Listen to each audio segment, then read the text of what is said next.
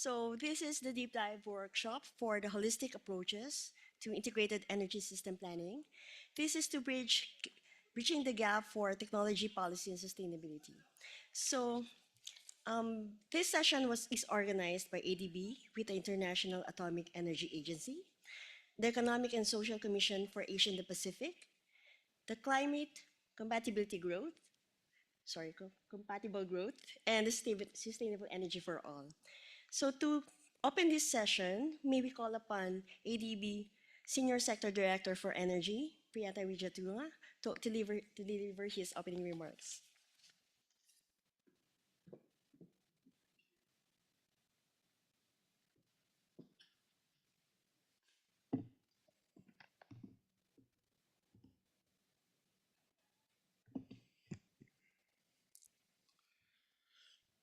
Good afternoon, everyone.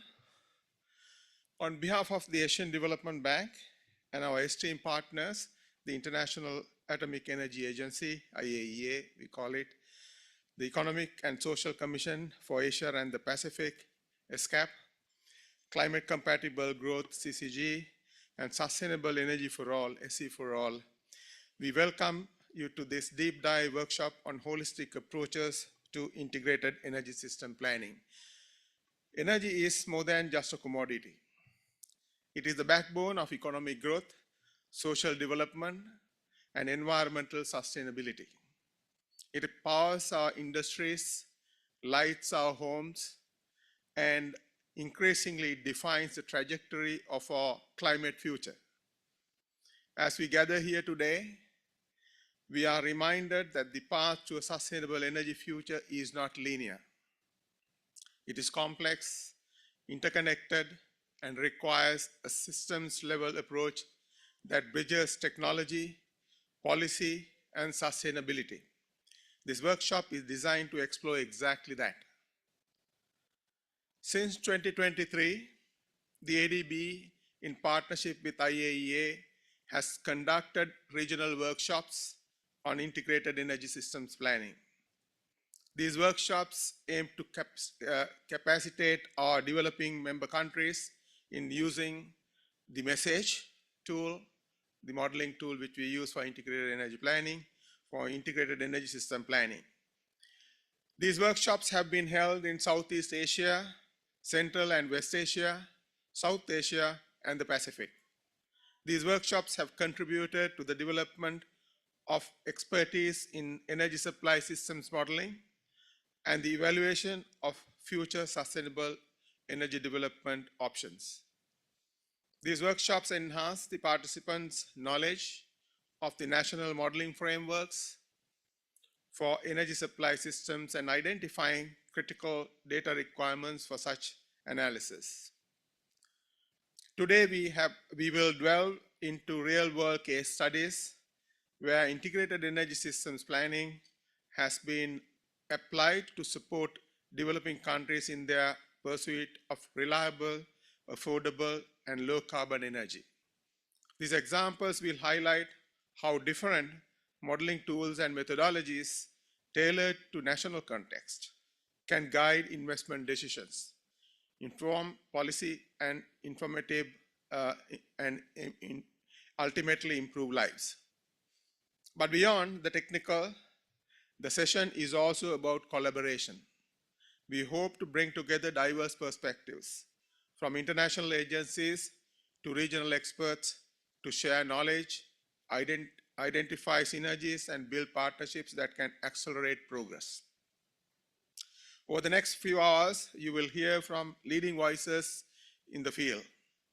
They will share insights on how energy planning can support access to clean cooking and cooling, how capacity building can unlock investment, and how we can collectively align our efforts with countries' nationally determined contributions. Again, thank you for joining us. Let's begin this important conversation now on.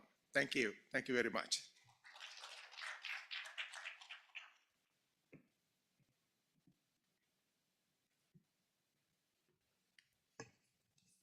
So to set the scene, here to give us an overview of the different tools and methodologies for the integrated energy system planning we will have the head of the Planning Economic Studies section of the IAEA, Henri Pellier.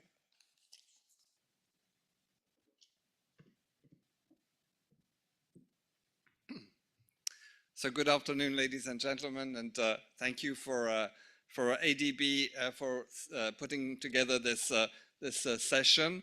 I will give you an overview of the tools that we have at the International Atomic Energy Agency and that we use in our capacity building program to support our member states. This is the second year I'm attending the Asia Clean Energy Forum, and all the discussions in the different rooms show that there's a lot of technologies, a lot of issues, challenges that need to be addressed, grid integration, resilience, financing the transition, and all these aspects are part of the transition, and for allowing evidence-based decision from policymakers and governments, energy planning tools are a very important, if not essential, tool. We believe that to transition towards sustainable and low carbon and secure energy systems, all low carbon options should be on the table, including renewables, including abated fossil fuels, energy storage, grids, and for some countries that are considering it, nuclear power. We also know with the increasing impact of climate change that we cannot plan for an energy future without looking at other sectors like the use of water, the land use, and climate impacts. And that's why we advocate that planning for an energy transition needs to take into account the nexus between climate, land, energy, and water. So our our capacity building for energy planning is an activity that the IAEA has been involved in for several decades. One very important aspect is that we assist our member states with this capacity building program with the objective of allowing member states to take full ownership of the tools and to make their own decisions and develop the pathways with the support of the agency and other partners. So building national expertise is really essential. So our energy planning program is there to reinforce the capabilities of member states to make those informed decisions. This publication, which you see on the screen, is a publication we released last year in the context of the G20 Energy Transition Working Group that was presided by Brazil. 3 pillars in our capacity building program. One is the development, the use of analytical tools, training and support, information and dissemination, and technical assistance to member states for energy planning studies. Throughout those 3 pillars, I would underline the importance of collaboration, and this event today will emphasize the importance of collaboration and how IAEA and ADB and CCG, ESCAP and C4All collaborate together.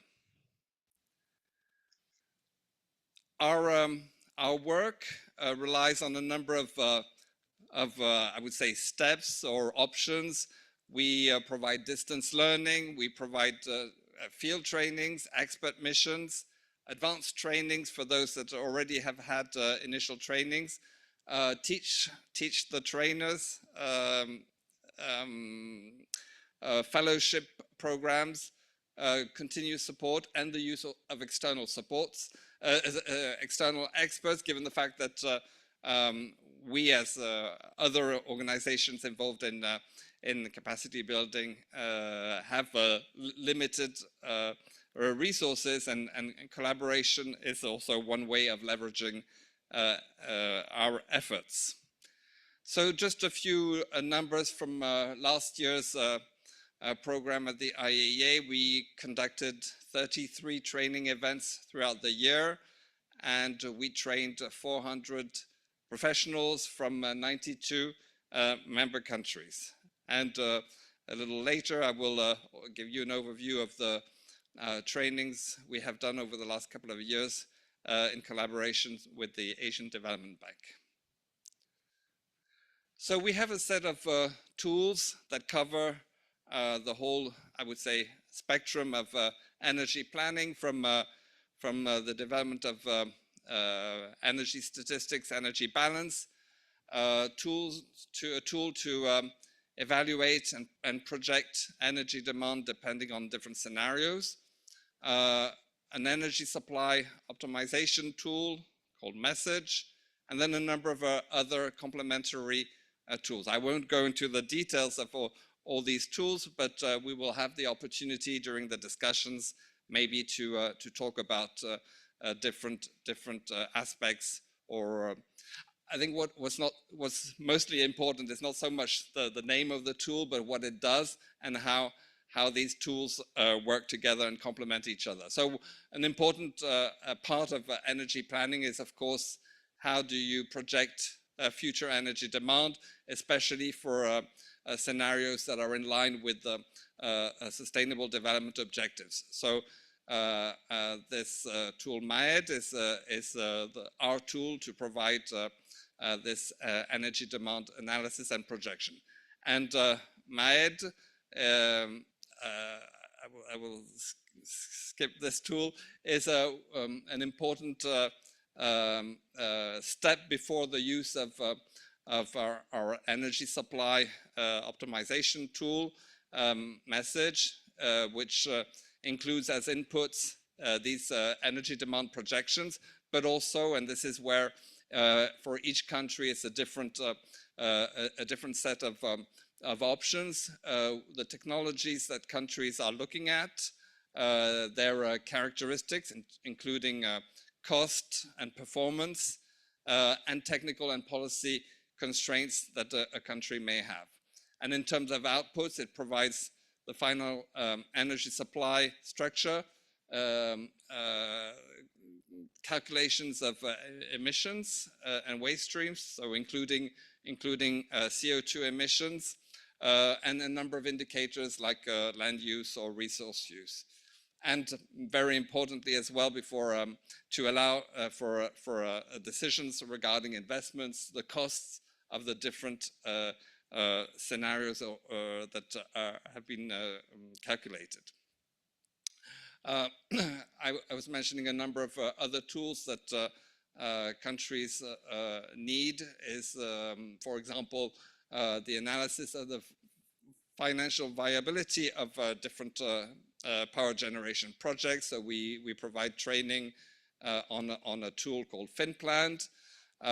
We also have, and this is increasingly important as well, a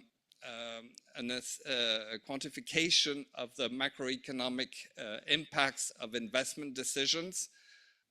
This is especially important for countries looking at nuclear options, where nuclear projects are capital intensive, and governments need to understand what would be the benefits for the country of making an investment in a nuclear program. Some of the outputs from this tool are impacts on GDP and jobs, creations of jobs, so total jobs and sectoral employment indicators. I was mentioning that increasingly we have to take into account the nexus between climate, land, energy and water when developing energy transition scenarios.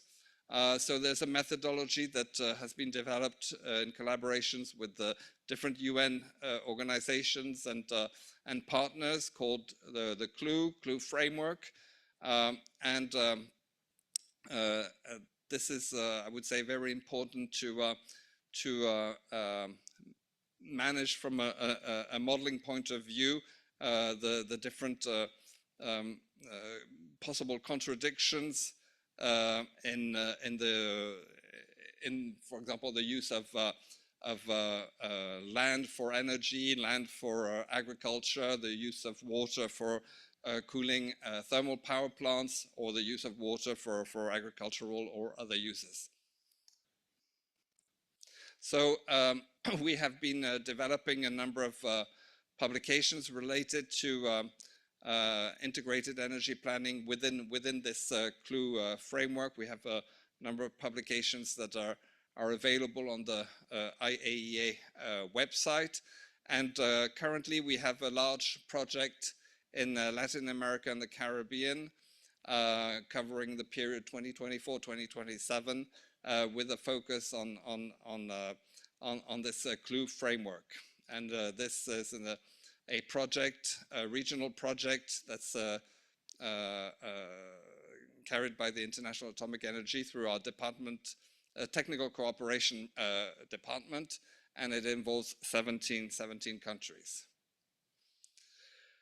So over the last couple of years, we have worked with on regional projects, but also supporting national studies, and a number of national energy strategies were developed with the use of IAEA capacity building program, and you have some illustrations on this slide showing the different outputs from this capacity building program.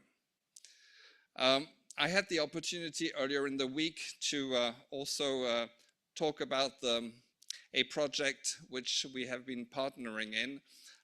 It's a project that's been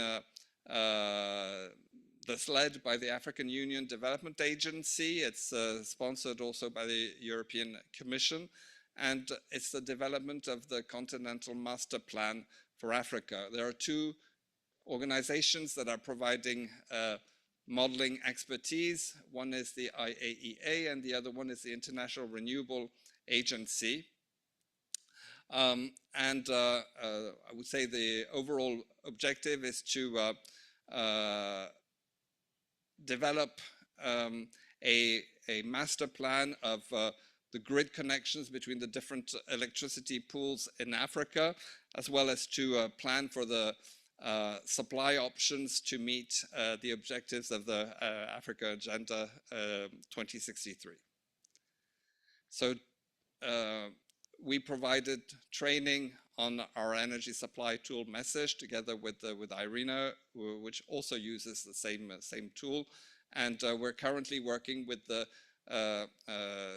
several of the power pools in Africa to further develop their expertise. This was mentioned in the introduction by Dr. Prianta.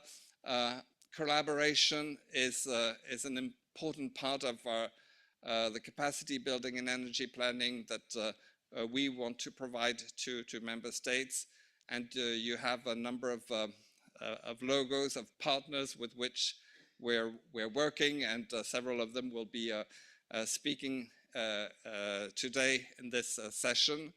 And this collaboration spans a whole set of activities, from the provision of the energy planning tools, the exchange of information, like the information we're going to be sharing in this session, the organization of joint trainings, complementary efforts, and participation in events. What I wanted to also, maybe I forgot to mention when I was speaking about the tools, is that one essential part of our capacity building program is that countries need to take the full ownership of the tools and the expertise. The tools we provide are free of charge for member states. And this is an important aspect, that we do not want countries to be burdened by the use of maybe expensive commercial tools. So all the tools that I've spoken about and that you will hear about from other partners, the idea is to provide free of charge tools to facilitate the capacity building processes. Dr. Brianta mentioned collaborations between IAEA and ADB. So over the last couple of years, we have been providing a number of trainings to ADB DMC countries on energy planning using energy supply model message. So we started in 2023 with two sets of trainings, one for Southeast Asia and one for Central and West Asia countries. In May last year, we conducted a joint training for South Asia countries in Dhaka, and later in the year, training was conducted for South Pacific countries in the Fiji. And we're looking forward this year to a first energy planning training in Bangkok, bringing together IAEA, ADB, Climate Compatible Growth, and ESCAP around the first so-called energy modeling platform for Asia and the Pacific. And I'm sure Mark will say a few words on that in one of the next presentations you will hear. This week, actually today and yesterday and today, in Brazil, there's also an important international event around energy planning. It's the first summit of the Global Coalition for Energy Planning. This was announced last year in the G20 Energy Transition Working Group that Brazil was chairing. And this first meeting is bringing a number of partners, international partners, to Rio to discuss a number of initiatives following the 5 principles which I think we can all subscribe to: promote transparent and effective energy planning, facilitate knowledge exchange and capacity building, catalyzing investments through enabling environments, because the ultimate goal, of course, of capacity building and energy planning is to lead to projects and investment decisions. Encourage national ownership and inclusive participation.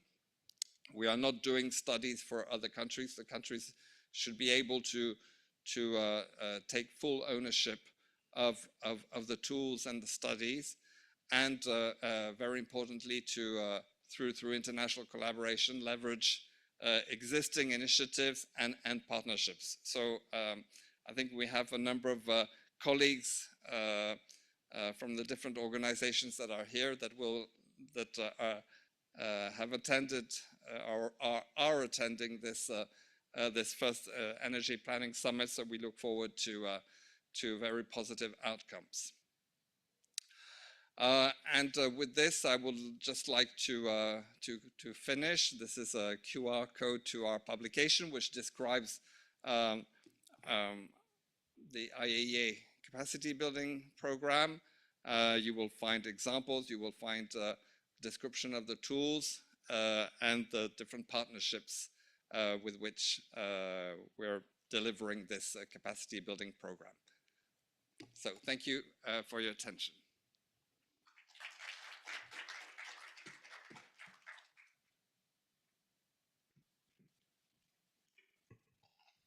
Thank you, Henri, for that presentation. So to discuss how energy planning system will increase access to energy in our DMCs, we now have ESCAP Energy Division Director, Mr. Hongpeng Liu.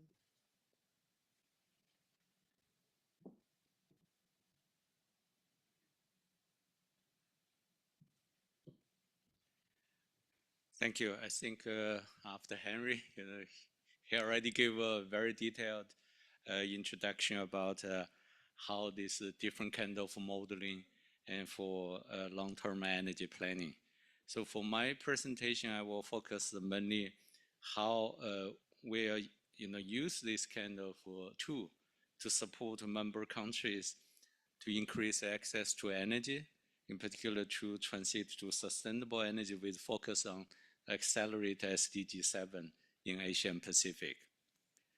So I think you are the experts. You know exactly what is the current challenges in Asia Pacific for this sustainable energy development.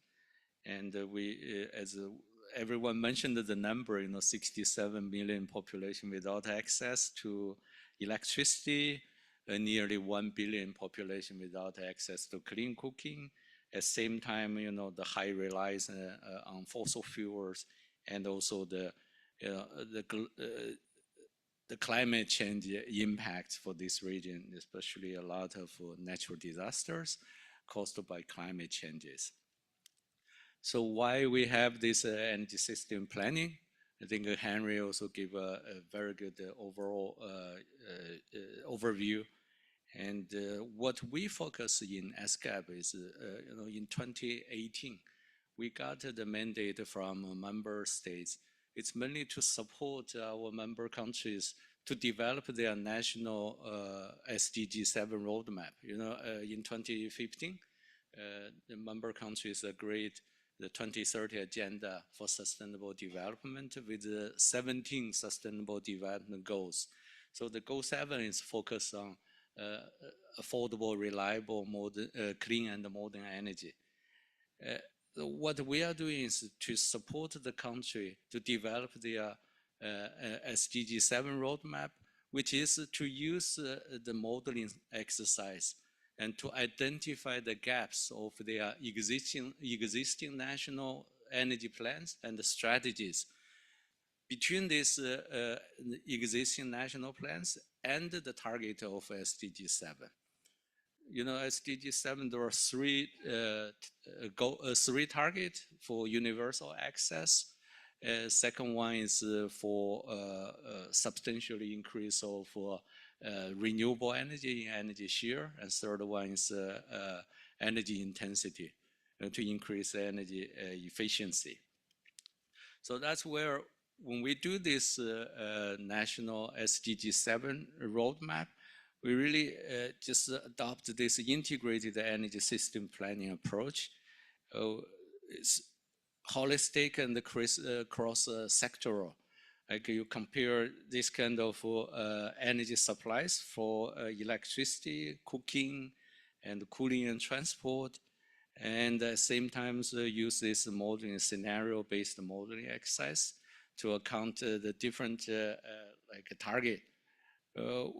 In addition to compare the existing national target and the SDG target, we also go beyond the SDGs like the NDCs, because now is in the middle of the country to submit their new NDC commitment.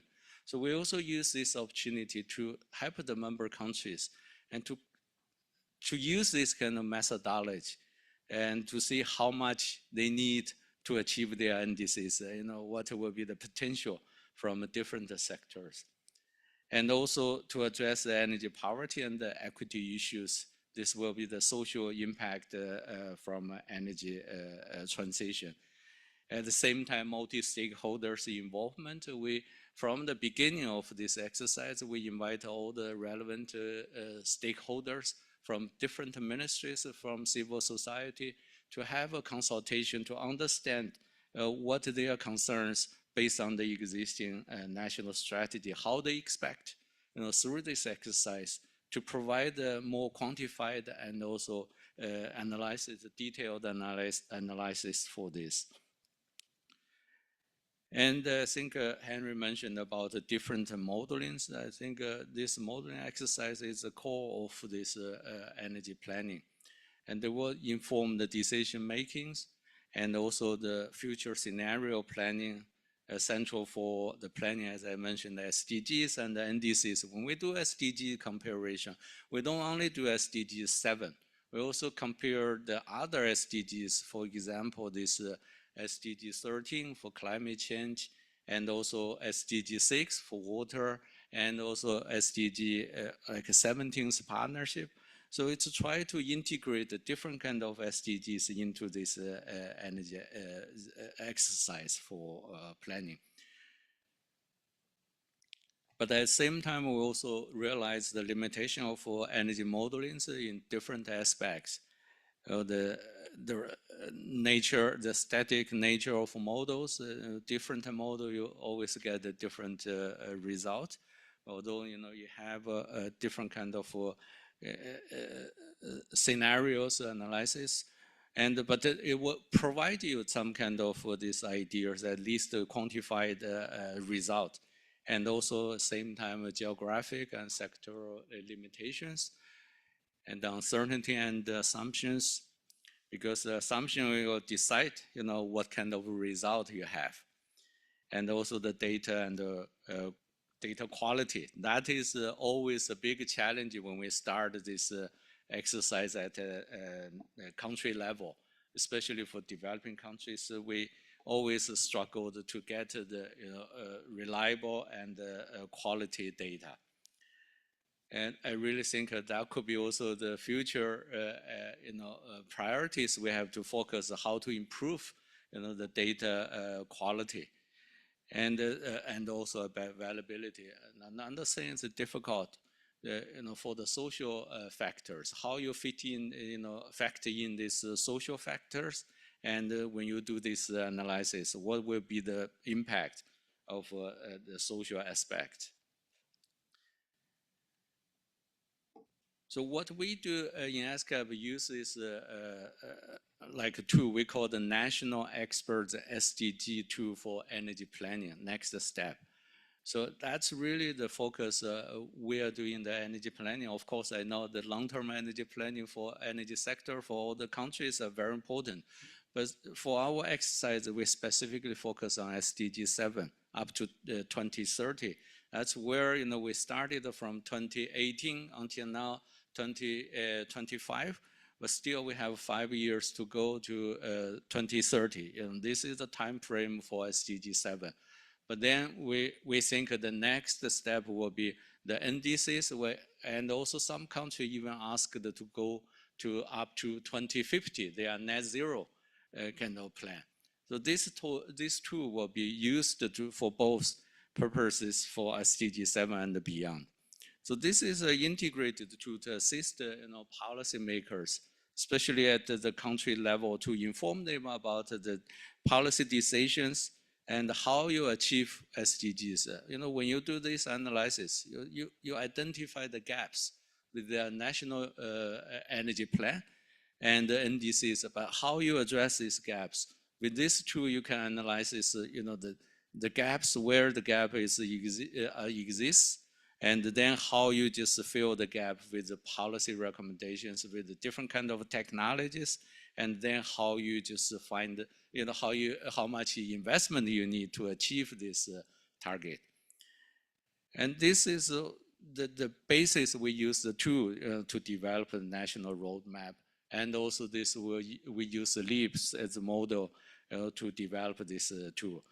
Up to now, we have already 20 countries use this to next step to develop their SDG 7 roadmap.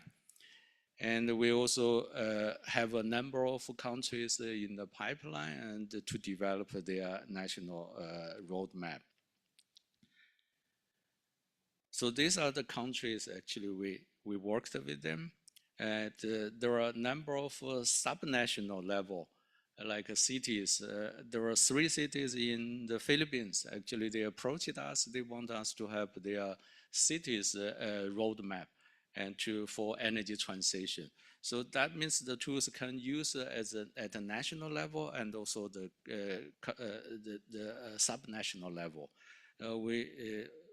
After this 20, we still have ongoing in Bangladesh, Tajikistan, Uzbekistan, also Azerbaijan. So those are the countries that we will go, we will continue to work with them and to find their national SDG 7 roadmap.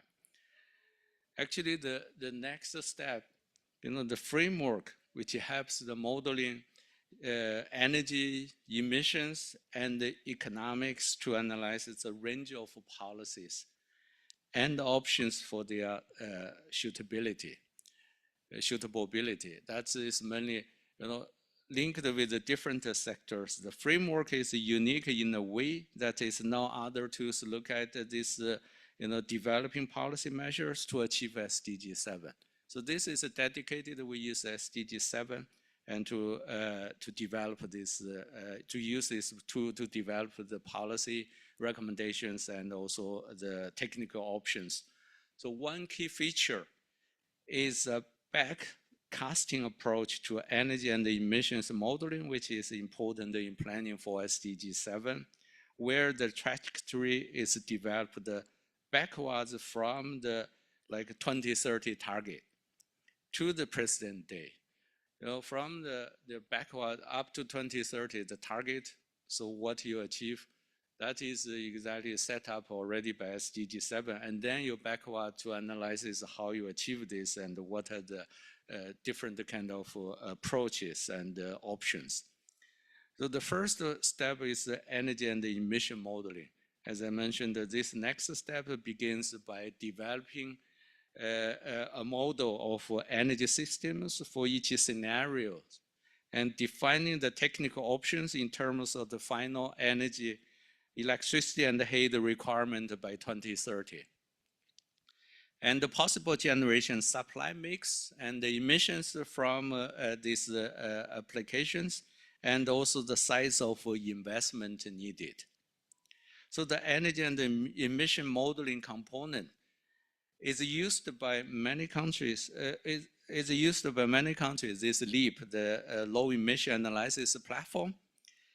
And this is a software that I think a lot of countries, we work with them and they use this for many years, but this time use this next step to this, they see how you just tailor-made with your country's need, especially up to the SDG 7 target by 2030. So for economic analysis, the second step, that is built on the selection of appropriate technologies.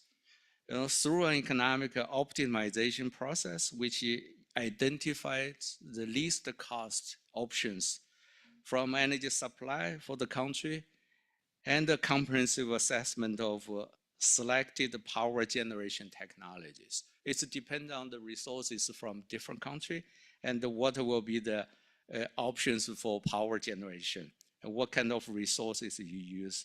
And the comparative and assessment of selected power generation technology is also done using this LCOE, the levelized cost of electricity analysis, as an economic indicator.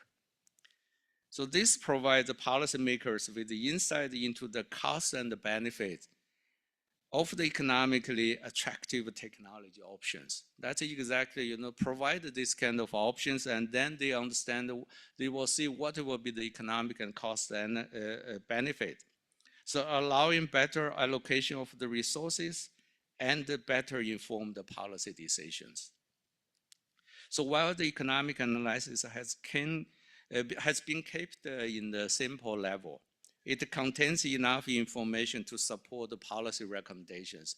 Actually, if you look at the national roadmap, for each of the roadmap with the policy recommendations and also with the technology options, that provided them when you go with these policies, what will be the technologies you can apply, and then how much investment you need. So the last one is the scenario analysis. This scenario analysis evaluates and also ranks the different scenarios using the multi-criteria decision analysis tool with a set of criteria and with assigned to each for each criteria. Although the criteria considered in this multi-criteria decision analysis can include the different kind of aspects, including the stakeholders, and to add and to remove. There's a number of considerations like access to clean cooking, fuels, energy efficiency, share of renewables, emission target in 2030 and beyond, alignment with the Paris Agreement, and also fossil fuel subsidies phase out, and also price of carbon, fossil fuel phase out, if cost of access to electricity, access to clean fuels, and also investment cost of power sector, as well as the benefits from power sector. So different kind of indicators, also based on your national context, you can just decide which one you want to keep, which one you want to remove from this analysis.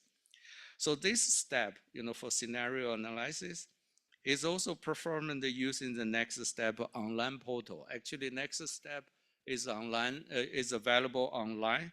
So you can just put your data there and then to run this and to get the suggested best way forward for countries by prioritizing these different scenarios. Stakeholders can also update these scenarios by ranking different results using different set of criteria and their weights.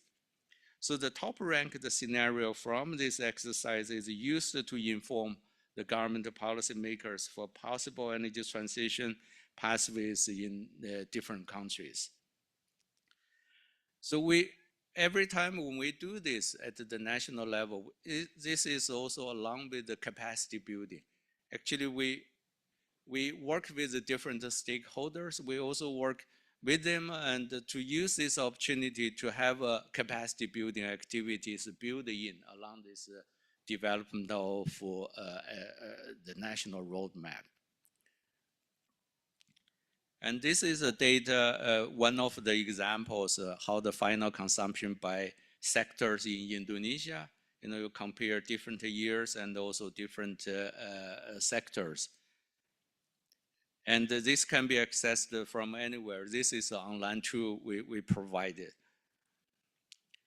And SDG 7 roadmap also presented this marginal abatement cost curve, based on different kind of technologies, different technologies and their GHG emissions. It's also identified the economical ways to reduce these emissions. So we have done a number of the capacity buildings along the launch of the SDG 7s, including those in the Pacific, in Laos, PDR, and also Bhutan, Nepal, and Thailand. And we will continue this kind of work at the regional level, as Henry also mentioned the training in September in Bangkok. So I think this could be also a good opportunity if you are interested in, could be also a good opportunity to join this kind of training. I think we will continue with ADB and Henry IAEA and the CCG SE4 for this effort. And Henry mentioned this global coalition of energy planning. That's really, you see the trends and also the new development. I think this will help the countries to really, to apply different kind of tools for their long-term energy planning. Thank you very much. Thank you.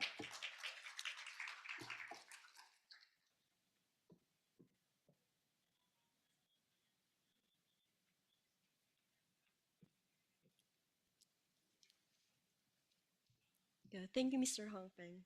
So actually, we're a bit ahead of schedule. So for the next discussion, we will have a presentation from CCG. This is on the energy system planning. I'm sorry. This is on capacity building to support energy system planning from from data to deal, D2D, and securing investment for clean energy infrastructure projects. So we have now CCG Program Director, Mr. Mark Howells.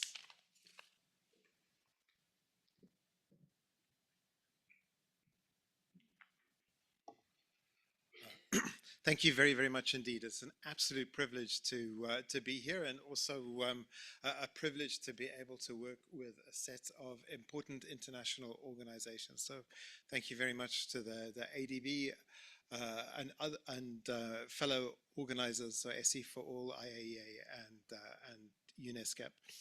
Climate Compatible Growth is a program that is funded by a lot of funders, primarily the Foreign, Commonwealth and Development Office of the UK government. At our core are a set of universities. I'm from Imperial College and Loughborough University. We also have Oxford, Cambridge, UCL, Open University, KTH in Sweden, and others. And a lot of our modus operandi is about working in partnership and trying to understand how we can amplify some of the amazing things that are happening in this space. I want to talk about an overarching initiative that we're working on together with a large set of international partners, including the co-organizers of this event, called Data to Deal.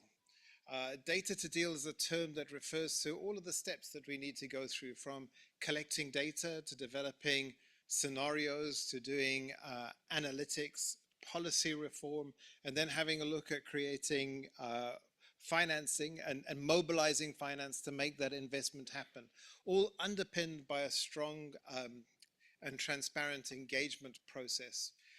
Many of us are involved in particular pieces of the puzzle, but it's often the case that this hasn't necessarily been put together in the most efficient ways. So we've been working together to figure out how countries would be able to go along and think about accessing large amounts of concessional and national budget finance for investment into their energy sector and other sectors. And at the same time, we have large international finance institutions. So we often have countries that struggle with accessing the finance that's available, and we often have large IFIs, international finance institutions, that struggle to be able to disperse the funds that they have in their coffers in a way that is transparent and fair. In this slide, we have a little picture of, we have a little picture on the left-hand side of disbursement of climate finance at the moment, and on the right-hand side, where we need to be to meet some of the goals that we want to get to. So bridging this gap is critical. As I say, and I'll go through each of these steps in a few minutes, we've identified some key things that need to happen in order to make sure that we can mobilize this finance or reorganize spend patterns and so on to get these investments that we want out. We need to start with high-level support, build institutional capacity at the right level in the right places, develop a vision that we buy into, then undertake deliberative modeling to make sure that different parts of the government departments are aligned, translate that into potential institutional reform, regulatory reform, policy reform, and then at the end of it, that creates an enabling environment to go out and make much larger scales of investment than we often see. So I'll go through some of these steps one by one, just to pick out some of the important points. So the first is high-level political support. It is incredibly important because the energy sector has tentacles that go into all of the other sectors in the economy. It's the sector that enables activity everywhere. It's very important that when energy strategy is being developed that's going to translate into finance mobilization, that there's buy-in and the mandate to be able to work across government departments. And critical, because government departments have got, they often work with their own KPIs. They can be focused on different things, but unless they align, it's the case that we can't get the biggest bang for the buck that we wanted to see. Hong Peng had a slide earlier on that looked at the mitigation cost curve and so on. And a lot of the mitigation options were in the transport sector. There was the electrification of 2- and 3-wheelers, for example, electrification of buses. So unless there's a mandate to be able to work with the Transport Ministry, as well as the Energy Ministry, as well as the other ministries that are involved in those decisions, it's simply not possible to come and develop a whole of government view of these. The next thing, and we've heard a lot about this from all of our speakers earlier on, it's critical that these activities are driven by government. national government. It can't have fly in, fly out consultants do this sort of work, at least at the core, because it's the case that, 6 months down the line, if circumstance change, the oil price goes up and down, the price of solar goes up and down, there are new small SMRs available, and so on. All of the assumptions and other things need to be updated and the analysis needs to be redone. And it's the case that if that consultant's not available there and then, that simply can't be done. So building national capacity to be able to drive the process, and of course you can hire lots of consultants, but it has to be driven nationally, is important. So capacity building is critical, and there are 3 elements that I want to pick out here. The first is that it needs to be capacity that's sustained into the long term. So we work a lot with universities and so on, and building programs in universities so they produce professionals that can do this. And this supplements amazing activities that are involved in building capacity in government. I had the privilege of working on Henri's group as a junior analyst. And one of the things that was very rewarding was going into governments, working together and helping analysts in government develop their national plans. One of the things that was a bit disheartening, and it was one of the reasons I moved into academia, was that these people are good, they have transferable skills and so on. And within a short period of time, they're promoted out of the system or they move out. So we have this knowledge management thing. So in the capacity building, addressing that is important. I mentioned in-country capacity, and then technical proficiency, important as well, but technical proficiency in the right institutions. So we want government to be able to develop and own this planning process from data to deal. It's the case that there are lots of institutions that are potentially involved. And we often hear people talk about institutional capacity building or institutional strengthening and so on. That's great, it's important. But it's really critical that we understand what technical capacity is required, where organizations can work together. So if it's the energy ministry, who are the counterparts in the system operator? Who are the counterparts in the utility, for example. Step number 3 is developing an aligned vision. Again, I'll steal a little bit from Hong Peng's talk earlier on, and I think Henri mentioned this too, is that, we have development goals, and these are often different by different ministries. Now, it's very easy to pick the SDGs because they're a little bit like decorations on a Christmas tree. There's something there for everybody, and we can pick out what we want. But digging a little deeper, it's the case that each line ministry will have different objectives and so on, and we often don't speak the same language. So trying to just take a step back and understand what the future is that we want, a little bit like some of the backcasting that was spoken about earlier, is important. And so this needs to be done. We've seen all too often plans made in one ministry, say the energy ministry, they go, even if there's combinations, so energy and transport, we've seen this before, where they think about the electrification of transport. In principle, it's a really good idea. The mitigation cost curve can look great, but then you've cooked up that plan, you finished it, then you go to the finance ministry, and the finance ministry says, oh, so you want to electrify transport, but we get 30% of our tax from taxing the gasoline that's used in the transport system right now. And so it's really important that we start to have these conversations that involve whole of government, because if there are disagreements between ministries, really great plans and strategies can be halted. The modeling is important. We've heard a lot about the modeling. I just want to make one supplementary point, and this is that it's critical that there is engagement with different ministries and the technocrats in the different ministries as well. And you need this high-level support. Technocrats are always busy. Who here works in government? Are you always busy? Right? We're always busy. There are always things to do and so on. But this is really important, to make sure that the transport planning aligns with the energy planning, aligns with the emissions planning, aligns with the long-term fiscal outlook. And that can only really be done if there's a mandate to move across. Once the modeling is done and we've had a look at what to invest in, where, how to operate it, and the financials and other things around that, we then need to have a look at the regulatory and policy environment. with very small tweaks to the regulatory and policy environment. It's often the case that we can absolutely expand and scale the amount of investment that we have in country. Once we've looked at that, we can then think about the investment strategies and how this lines up with the government's fiscal outlook.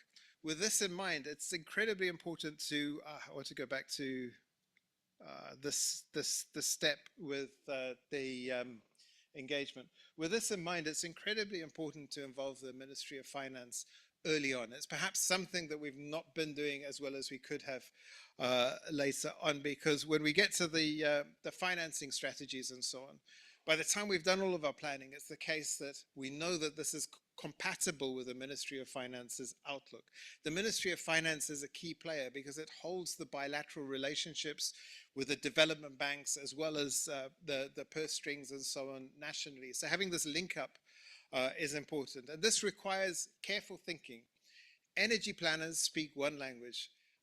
Other planners speak a different language. In particular, the Ministry of Finance, their fiscal terminology and so on can be different. So we need to make sure that there's this translation that takes place.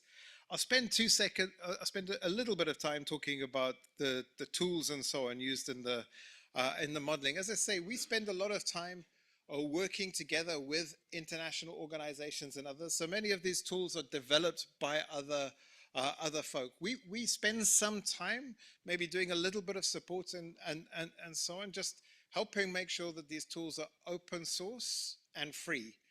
Open source because we're looking at billions of dollars of investment, which means that you need to have some sort of transparency.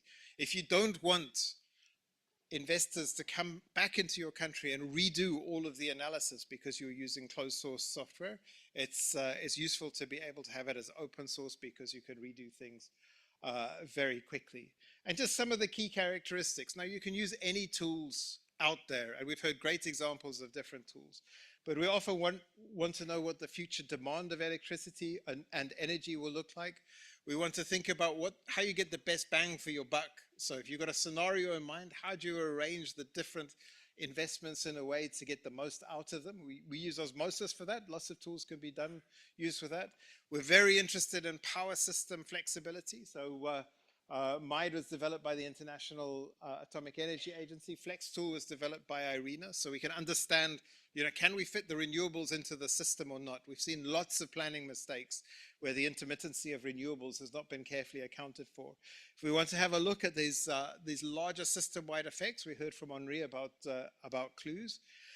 We also have a simple visualization tool, which to some extent is a bit like the next step effort, where we're trying to translate things between ministries so you can have a conversation quickly between different ministerial partners. We'll have a look at each one of the investments that comes out of the optimization plan using the IAEA's tool FinPlan. This creates a little blended financial model for every investment. And so we can see with the availability of different concessionary finance, what investments you might be able to move quickly, or what you might be able to go out and take to market.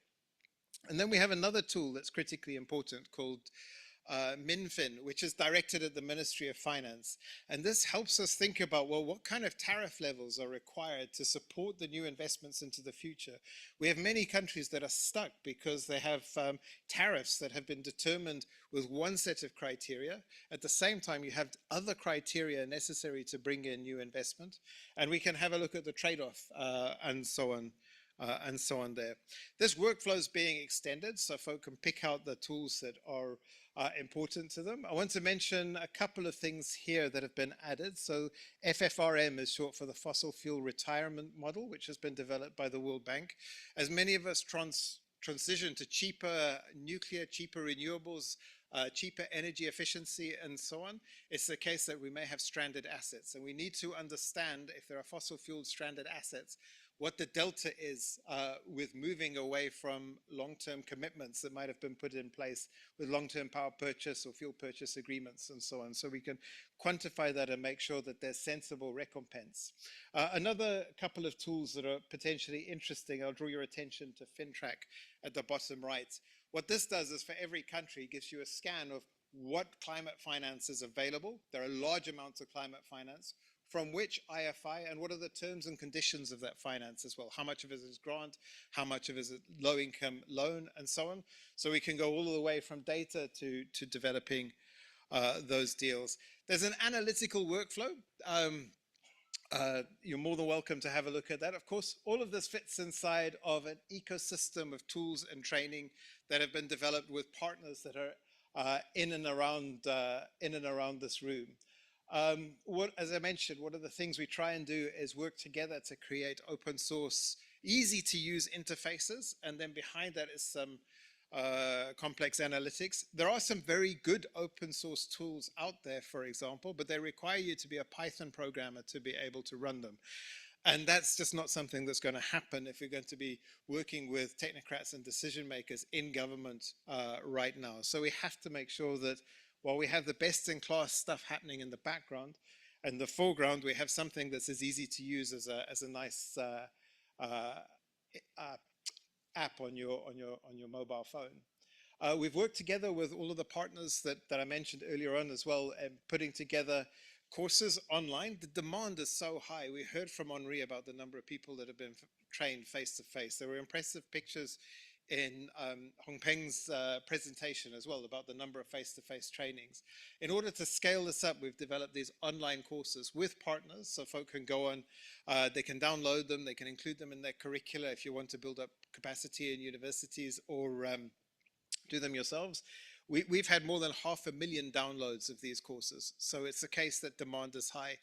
People have to spend in excess of 30, 40 hours to complete them and get certificates. And we have thousands of completions of those certificates. And just very grateful for the opportunity to be able to work with folk to put this up there. Data, I'm very happy data was mentioned. It's very difficult to get started with. So we've started to develop starter data kits. The process is open and so on. So we use international data to get started, which is not great, but it's a good starting point. And with a facility for people to improve data and then to be able to use it in other models.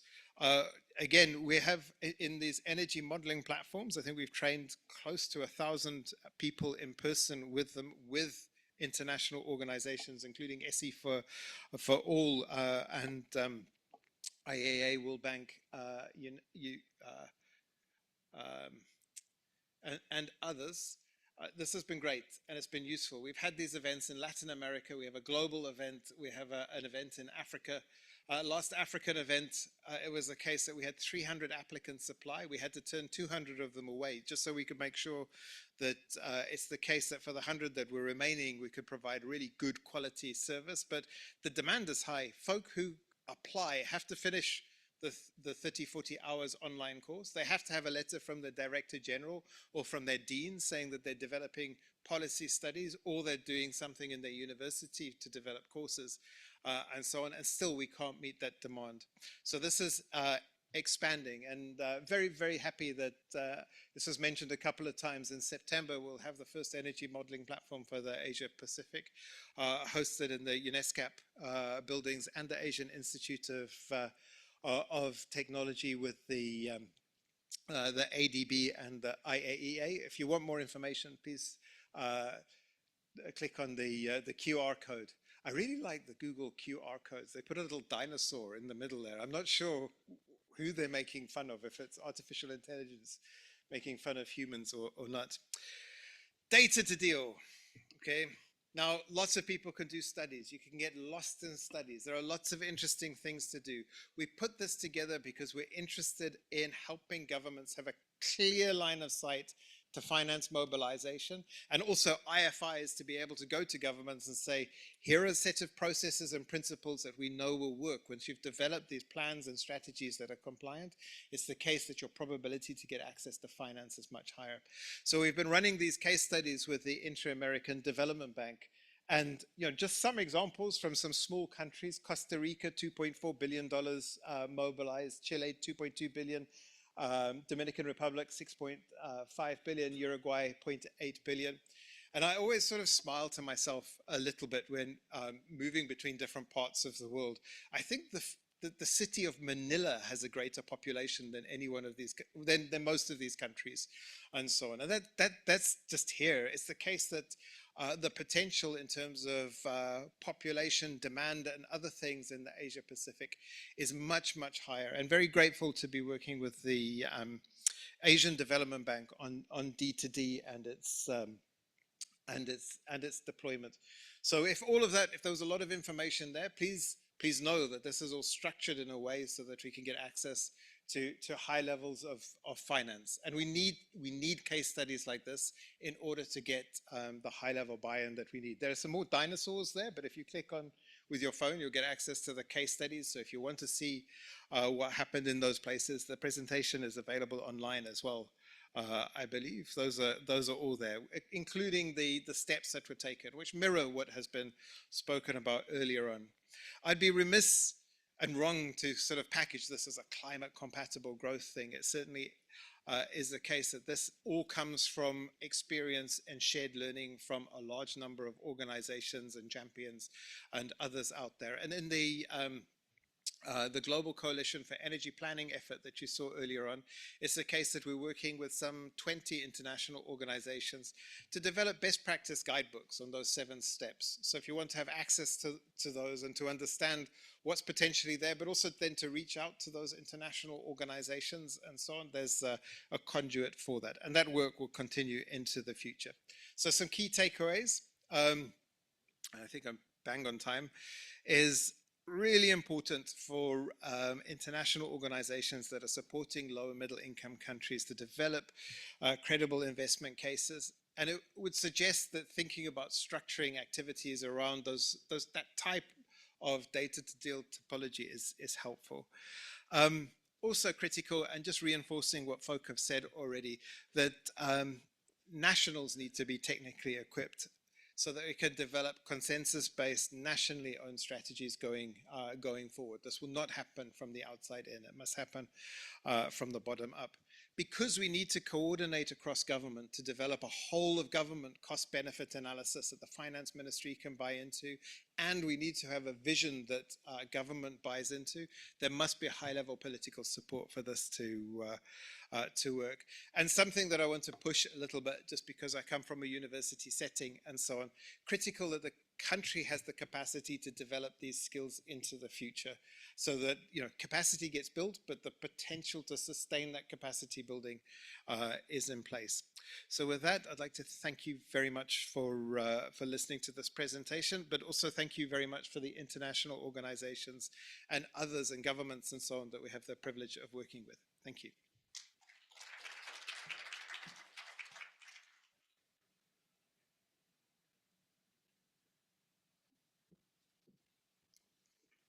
Thank you, Mr. Hawas, for the discussion. Actually, we still have time. Thank you, Andre and Mr. Hong Pen, for saving time for Mr. Hawas. So for next, this is the last discussion.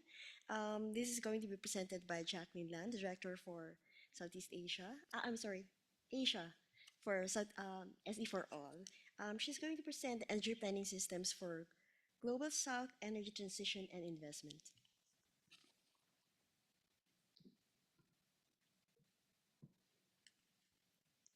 Great. Good afternoon, colleagues. It's really, this is one of those instances where I say I stand on the shoulders of giants. So I really appreciate Dr. Liu, Dr. Henri, and Dr. Howe setting the scene so well. I would just want to, I'll actually manage to go through my slides quite quickly thanks to them, and just reinforce a few points and then highlight a number of examples.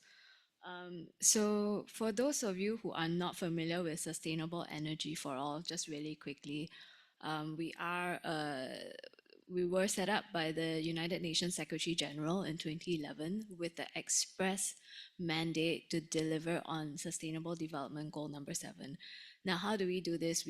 We definitely collaborate across the ecosystem of stakeholders, especially very much closely with the UN family of agencies, and really looking at deployment of energy access and how that supports, of course, the other sustainable development goals, also namely climate action. So looking at the intersection of SDGs 7 as well as 13. Now, we also very firmly believe in the role of energy transition in creating livelihoods, poverty eradication. And so I'll use this example to talk a little bit more about the energy systems planning and how it supports productive use in two different contexts, building on both the national planning angles that IAEA, colleagues from IAEA, UNESCAP, as well as the Dr. Howells mentioned earlier.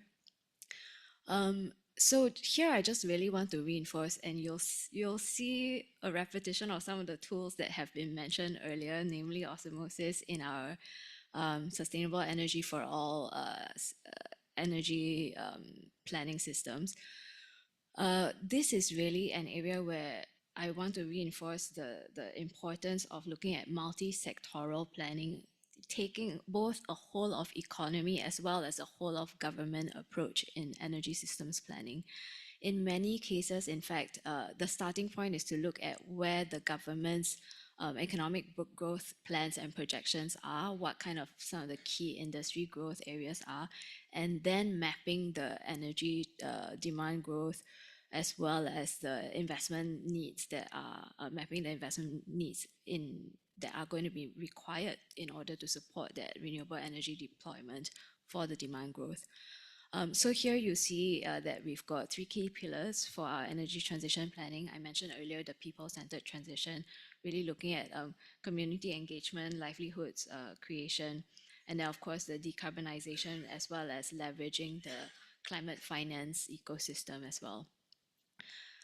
So here is a snapshot of how we built the energy transition and investment plan. You'll see that it is fairly similar to what some of the presenters earlier mentioned, because it is really of crucial importance that the multi-sectoral approach is taken. As Dr. Howell mentioned earlier, it's one thing to look at the decarbonization of the power sector, but once you build in, for example, the electric vehicle deployment targets, the energy efficiency deployment targets, the optimization of energy systems, the increased efficiency in buildings and in the industry, and how that then impacts resulting energy demand and the resulting investments that will be needed for energy renewable energy deployment.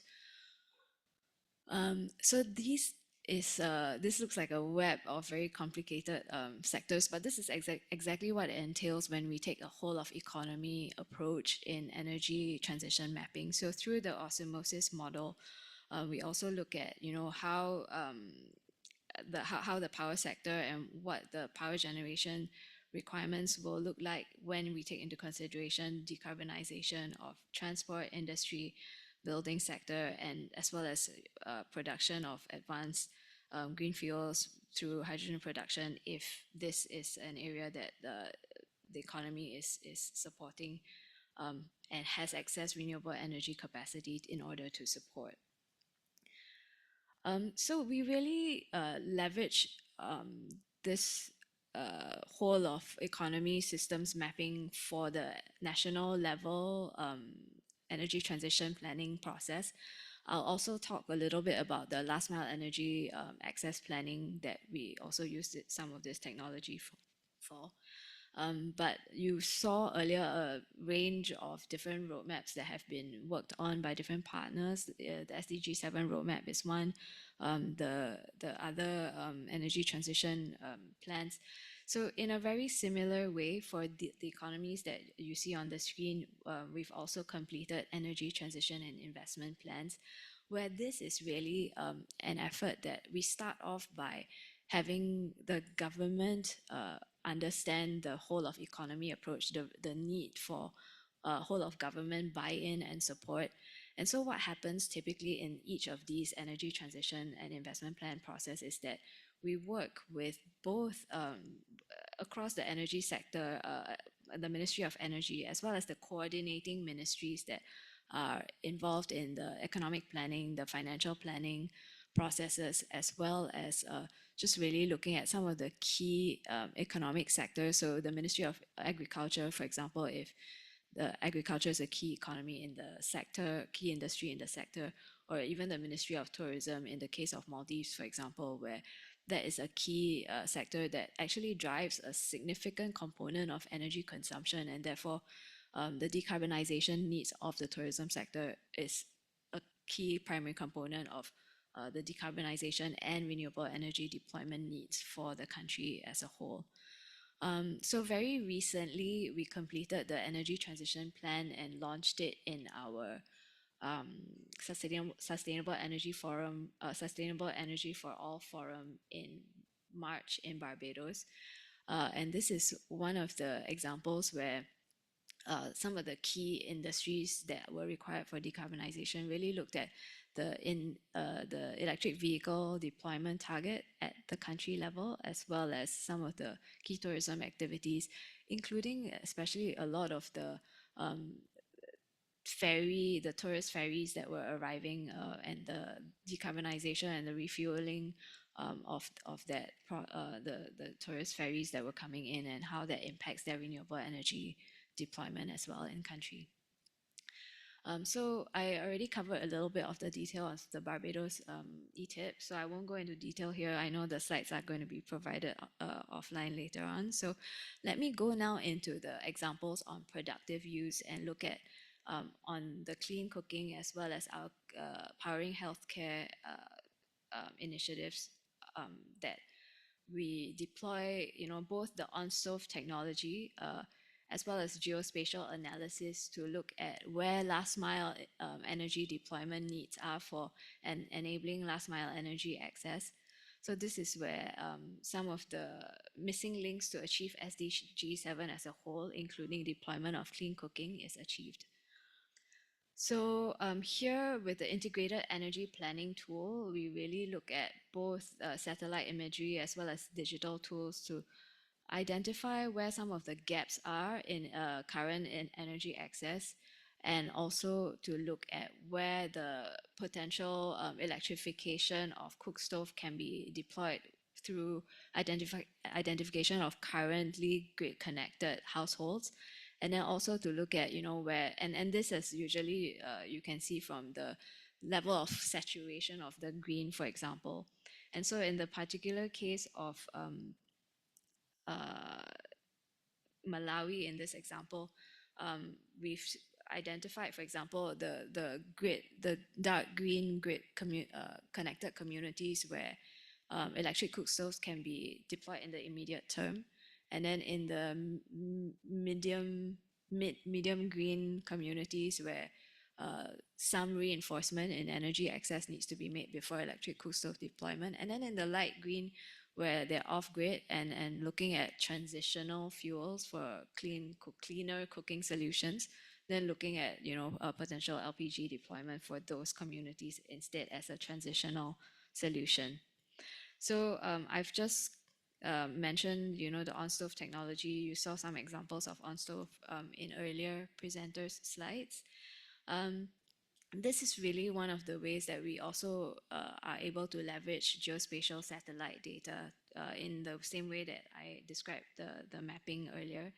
And so these are some of the key inputs that help us map more in a better quantified way what kinds of solutions can deploy at the cost of each of these solutions, and then pricing that into and building the business model for overall cleaner cook stove deployment at the country level as well.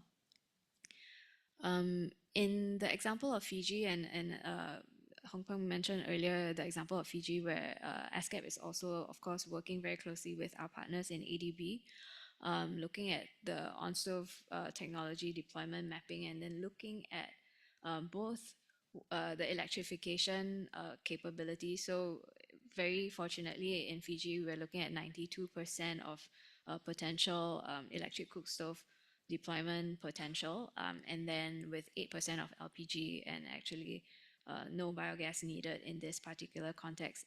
And being able to then, with these numbers, quantify the investment costs that are going to be needed, which then look at how we package and structure financing mechanisms that will then enable the Fijians to fully finance and deploy electric cook stove or cleaner cooking solutions.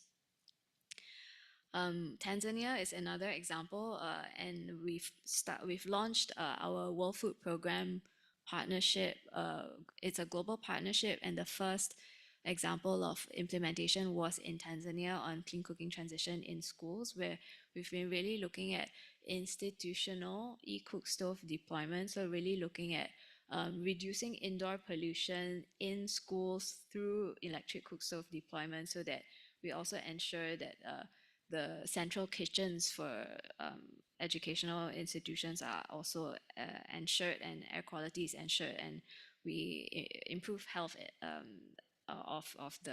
improve health impacts of the educational institutions in the various jurisdictions where we deploy this together with the World Food Program.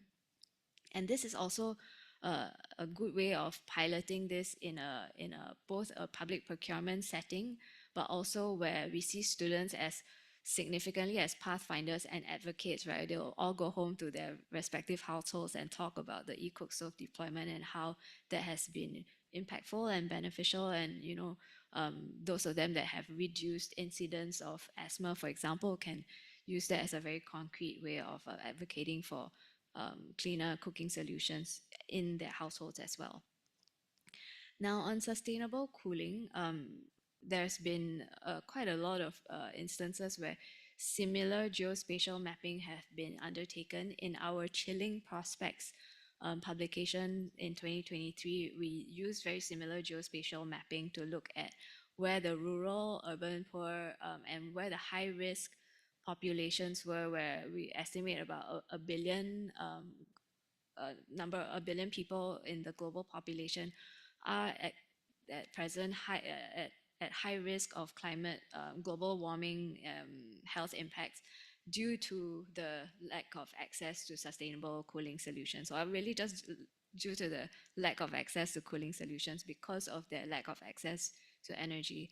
So the rural and urban poor predictably are of course amongst the most vulnerable group. But even in the lower middle income and middle income, there are vulnerabilities that we identified, and some of the coping mechanisms that might take place, for example.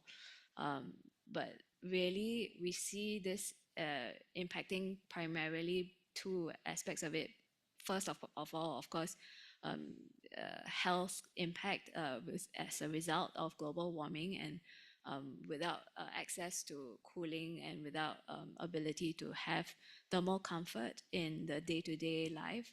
And so health is the first impact. And the second is really also on food security, where we see the inability to access cooling as a significant threat to the ability to avoid food wastage and spoilage without the access to reliable cold chain solutions. So I mentioned earlier a number of the global platforms that we work on, including the Global Cooling Pledge for deployment of sustainable cooling. I'm going to go now to some of the national examples where we see, some of the national cooling plans, including national cooling plans for Bangladesh, Sri Lanka, and Cambodia that have been developed in the past 3 years, and working with the respective governments to look at implementation of the national cooling plans. And this is really part of how we see the deployment of the energy systems planning both at the national level and in terms of deployment of very specific solutions. And this is how we see this is the energy systems planning process as really crucial at multiple levels of SDG 7 deployment. So, and from that, thank you all very much for your attention. I'm looking forward to the panel discussion. Thanks. Over to you, Nat.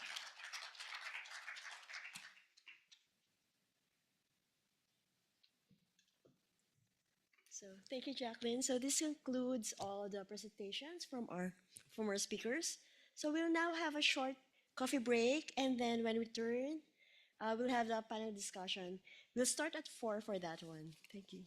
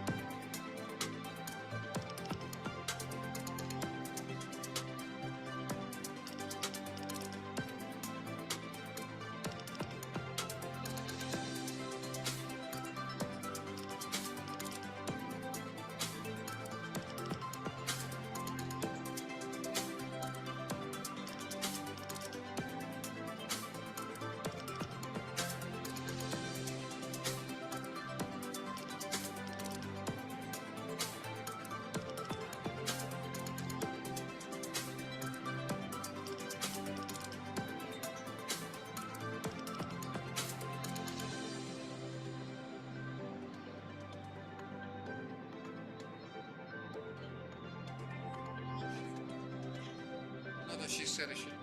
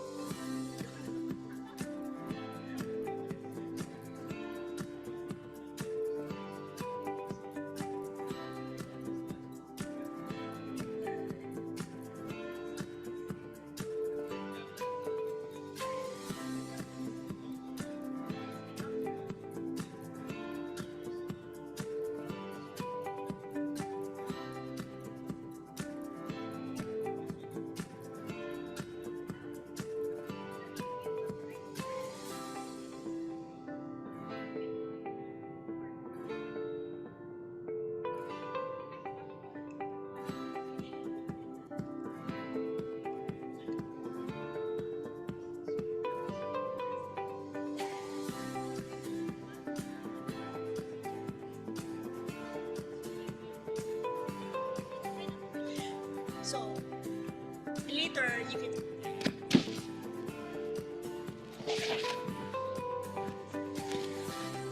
Do you want-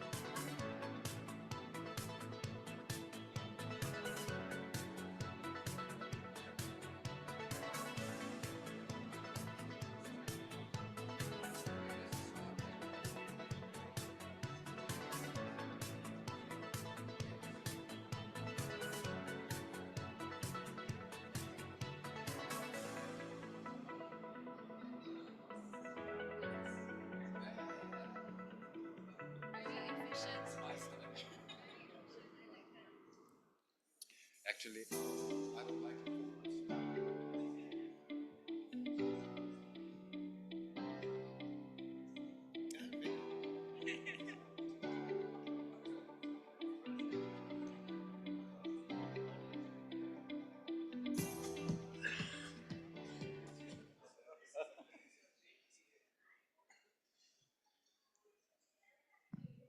Okay, thank you for coming back.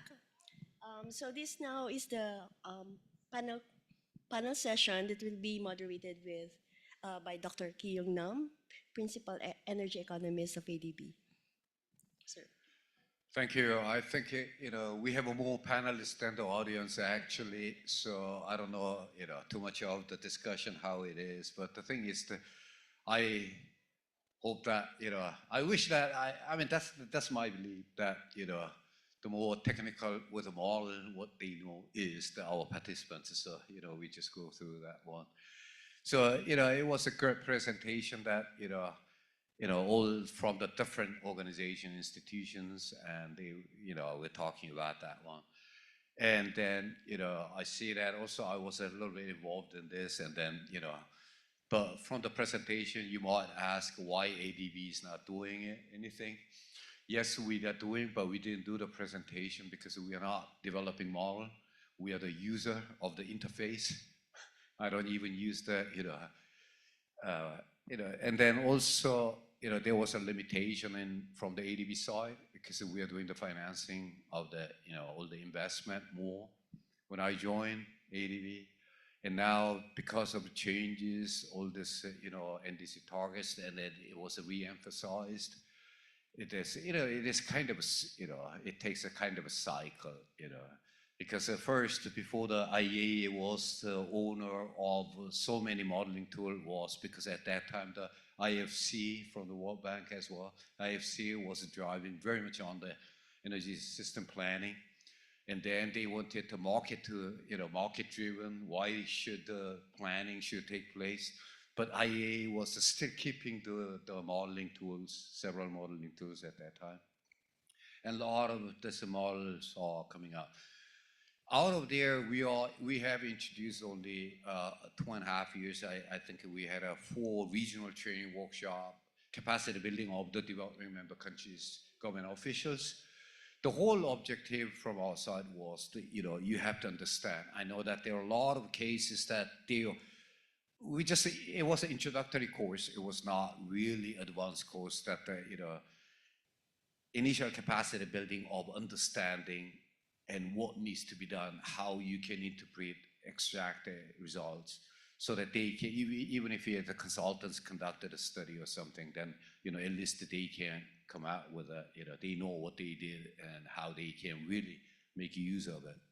So the whole idea was, this modeling tool is to providing the results, will provide a kind of a policy recommendation given different types of, given different scenarios, so that, just a kind of, for the policy formulation, it just gives some of this advice. It's not meant to be for the decision.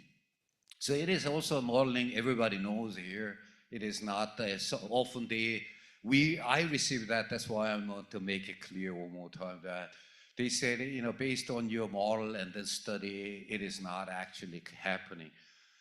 Modeling is based on the scenario and the assumption. It's not a forecasting anything, So, if the scenarios are different, it will, what is the results will change it, everything like that. So, based on all this model that, I will go to the more from the ADB side of the Asian Pacific Development Member Countries perspective. All these models that we show that it is very good, that, first it has to have a macroeconomic development plan, also a finance plan, and then, it comes out, and then there is a demand, which is very important, and then based on that, what will be because the demand is still going into the exogenous variable, and then how the supply mix will satisfy this demand. It is a supply driven more this modeling that we are actually doing with the optimization model. And then afterwards, based on the model results that, you estimate the least cost option or financial fin plan, and then financing analysis, and the in-between cost benefit analysis or net cash flow analysis that you do all this. So this is all fine, but the issue is that often that we get the request from the DMCs that it is just a long term. It has to be long term. But now we are in the 2025. And then in 2030, they have this NDC target commitment. In the year 2050, we still have time, but from the modeler's perspective, 20 years is not really long enough. And then we get the request that what would be the best methodology or model that can have like a short term rather than the long term projection or these models. On that one, what is your view, and how are we looking at those kind of methodology, from the CCA, from the UNESCO perspective? We're not, other than Mark, we're not actually model developer. We are model users. But the thing is that, we get the response, those kind of a request. And are we looking at that kind of things, in the near future? Let's go from the Mark, your this modeling tool platform that we are doing it, and then afterwards that we'll get whether they are there are any intention of this organizations that we are supporting that kind of development. That's kind of. Sure. So just to respond to a couple of points as well, is that number one, even though we're looking into the long term and so on, it's the case that a decision 5-10 years down the line still requires action now. So it's really important to be able to communicate that.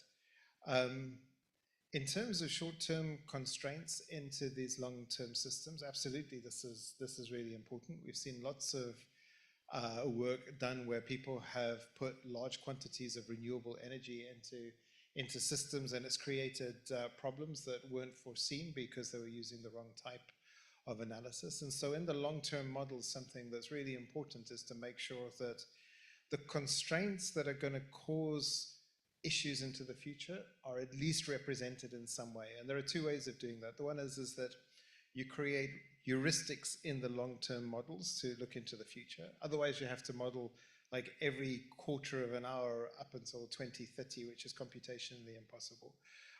Or alternatively, you have some sort of feedback with another model. So in the diagram that I showed earlier on, one of the things we like to do is we have a long-term model. We take those results and we put it into a dispatch simulation model called IRENA Flex Tool. And then we have a look at, well, hang on, under these conditions, there are constraints and problems. One thing, though, that I think is important, and we'll pick this up in the next generation of models, and we're working with partners around this table to start to do that, is to make sure that there are some constraints in there that replicate some of the power flow considerations well enough that you know what you're getting out of the model is robust. At the same time, making sure that the model is easy to use. Many of the power systems models are used by operators and so on. They're not government planners that have to make these large decisions. So getting that bit right. One last little reflection as well, though, which I think is important. Nam, you point out that we can't tell the future and so on. Absolutely correct. But what we can do, and what people sometimes do is, and they say, well, so what's the point of modeling, because you can't tell the future? So why make a decision now when there are so many unknowns? At the same time, what we can do with our models is we can model the cost of inaction as well. And I think that's really important. So not doing something is also a decision. So it doesn't get us off the hook. And I think the complexity is making sure we can get information that's trustworthy enough to support some of this long-term decision making, but also easy enough to use for the decision makers themselves. Otherwise, that doesn't get passed across. Thank you. Yeah, as Dr. Nam said, we are the users for this different models. I think a 5 year for us, that's what we look at for this kind of time period. Of course, go beyond the 5 years, that's also very helpful. Like you have the long-term development trend. But if you see different countries, most of the government, they change 3 or 4 years or 5 years.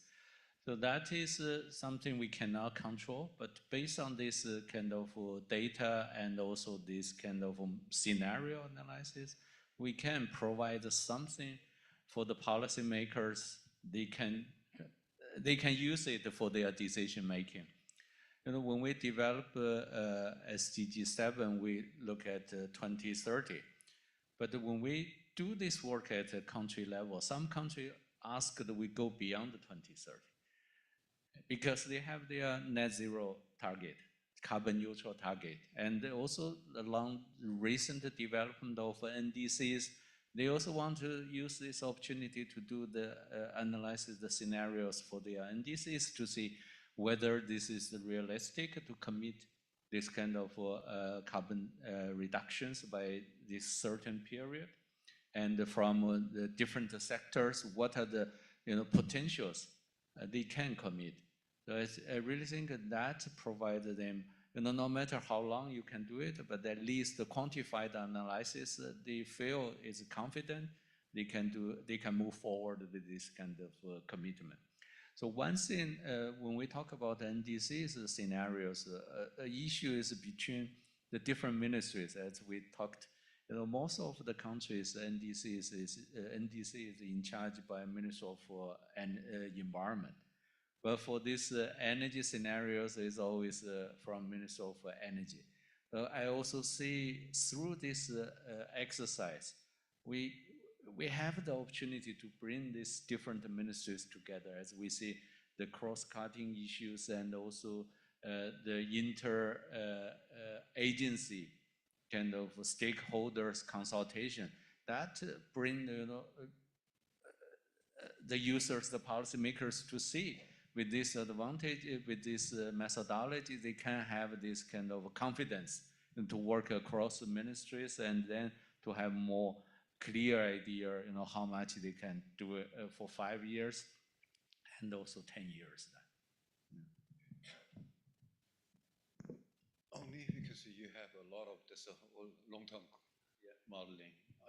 Do you have any plan for that? Well, no, we are doing work on long-term modeling. But what I wanted to say, to add to the discussion, is that we had presentations and examples of applications of these modeling tools, but the tools are only as good as the users, and really behind integrated energy system planning, there's capacity building that needs to be done, and sometimes, as I think Mark was pointing out, when we train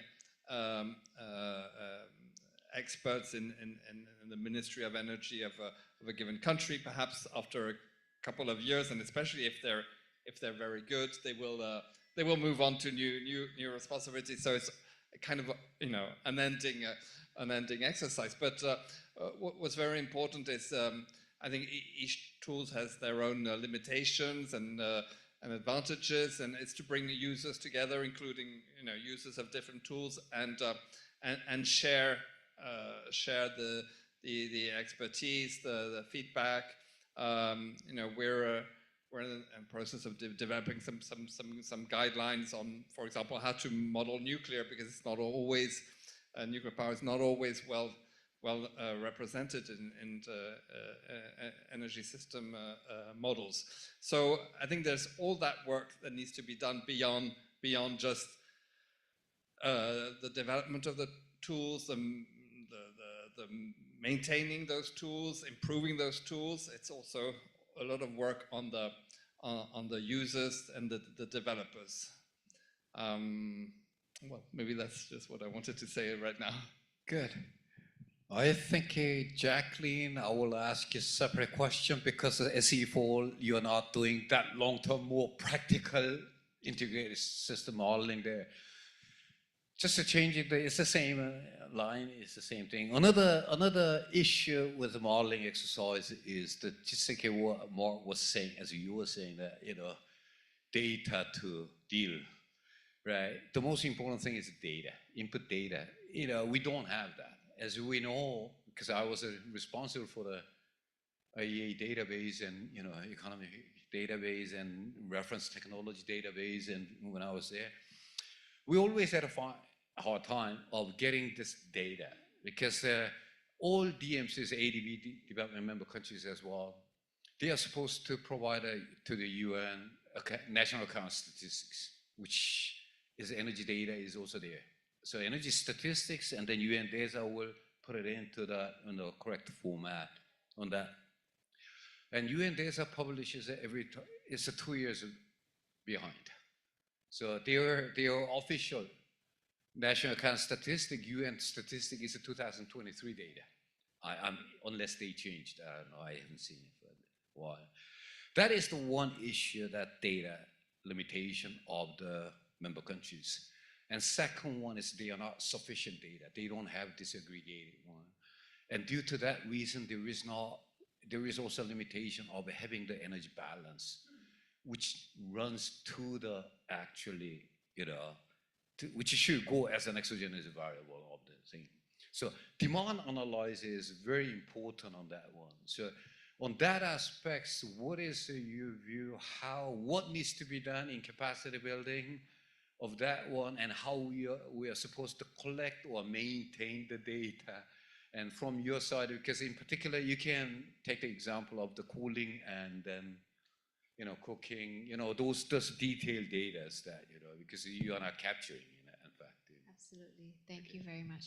And just really quickly on the importance of modeling, I want to highlight also just the reason we do still very much rely on it is because it does help us understand the interconnectedness across all the sectors that we don't typically think of, especially when we think about the environmental impact of land use and the trade-offs of, do we use this land for solar panel deployment? Do we use this land for agriculture?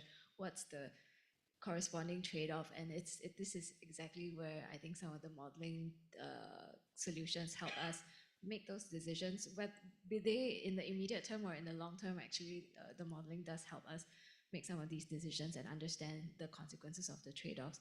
Now, that being said, you're absolutely right, Dr. Nam. The data availability, especially in the LDCs, especially in the developing jurisdictions, that's where a key number of challenges reside. And so to address some of these challenges, to help, provide some props to enable us to model in the absence of up-to-date data.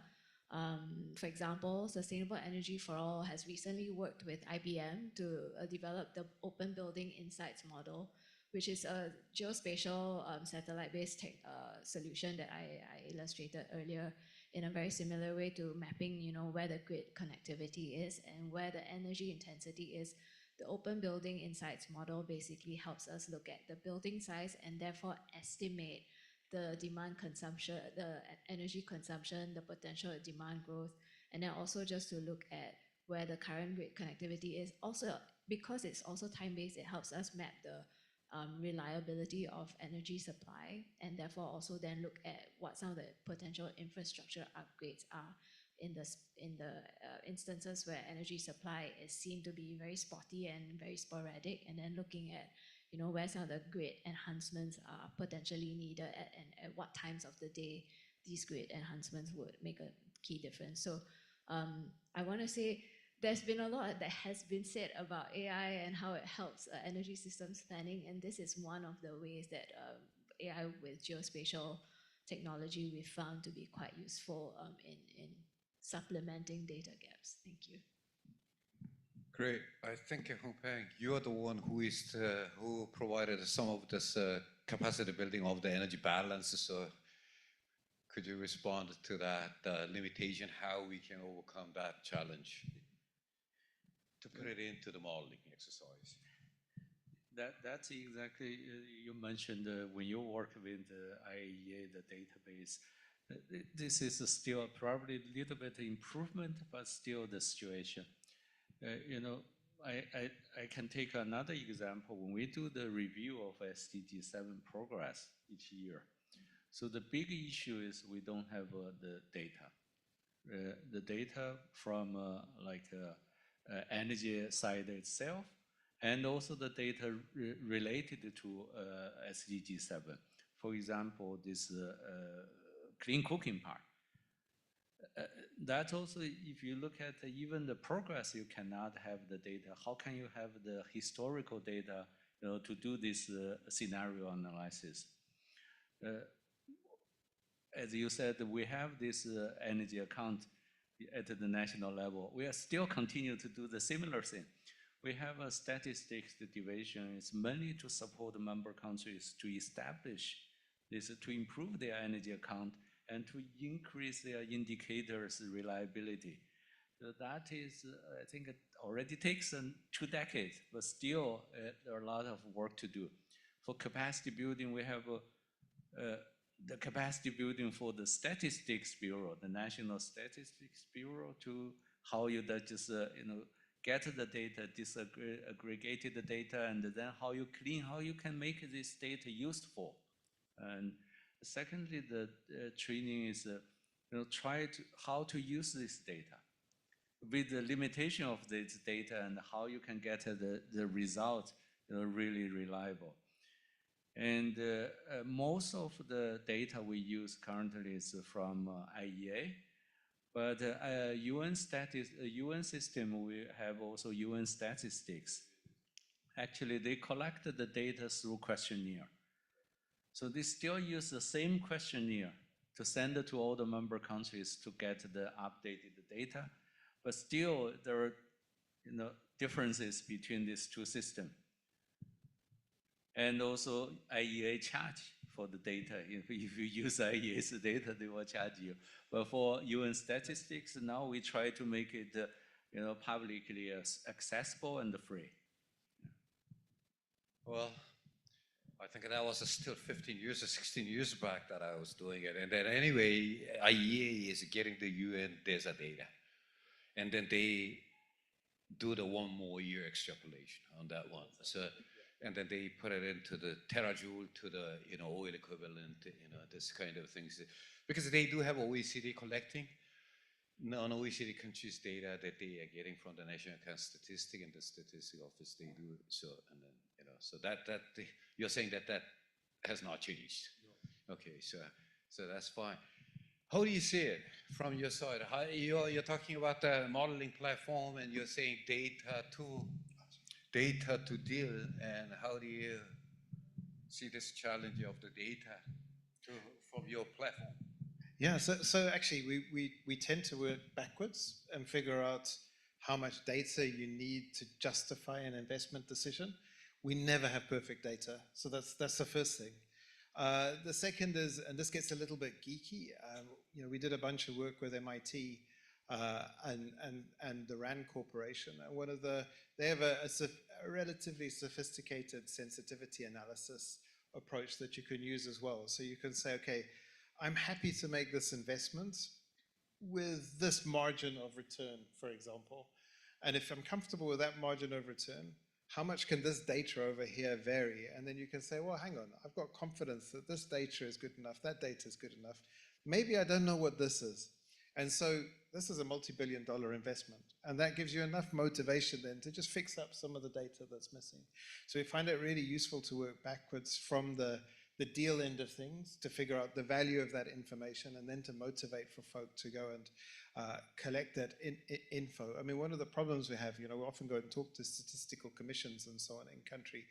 They get told, collect this information, and they'll go and collect it, but they don't necessarily know what it's going to be used for. And so we don't know what's important and what's not important, and so on. So I think one of the things as a community would be really good for us to do is to start to make it very clear, how much of this macro investment depends on some of this data, so we can communicate it through with these high-level commitments.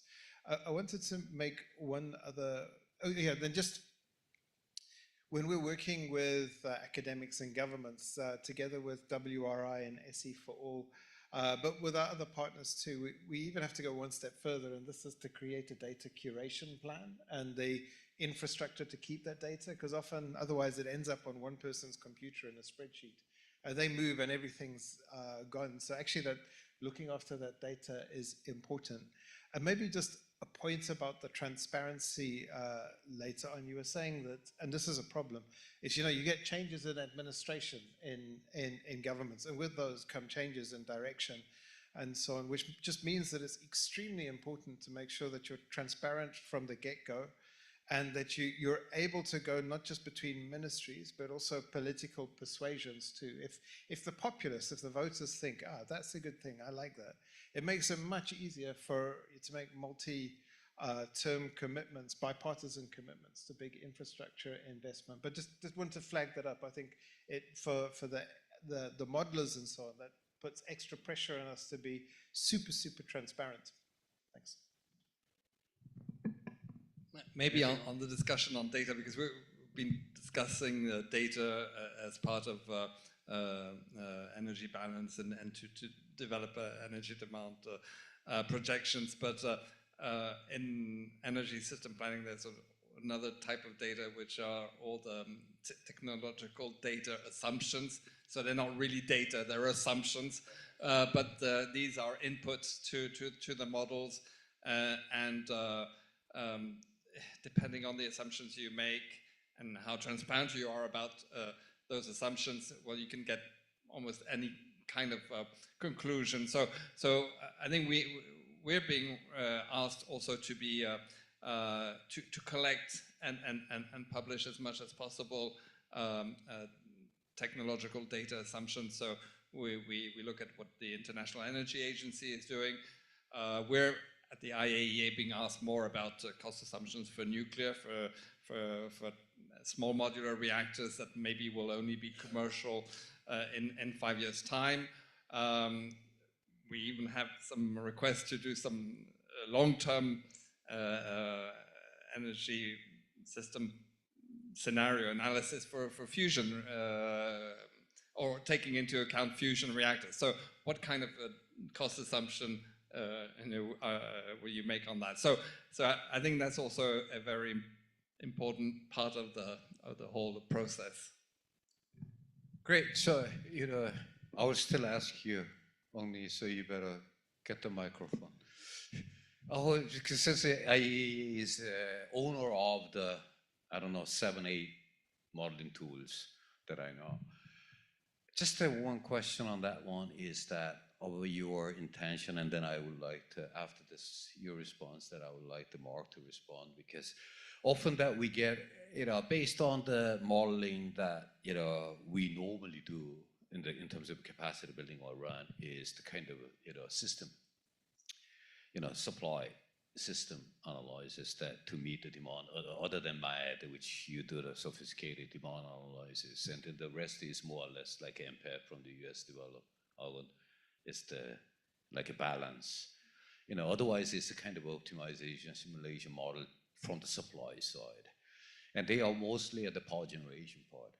But the thing is that when we look at from the ADB perspective and the energy operations, you see that, I think this was several times that I've been talking, is that from the energy sector portfolio, investment portfolio of the ADB is almost 50-51% is grid, transmission and distribution, while the rest is supply technology mostly, which includes the capacity building and everything. So, which ranges from 2.2 to about 5 billion per year.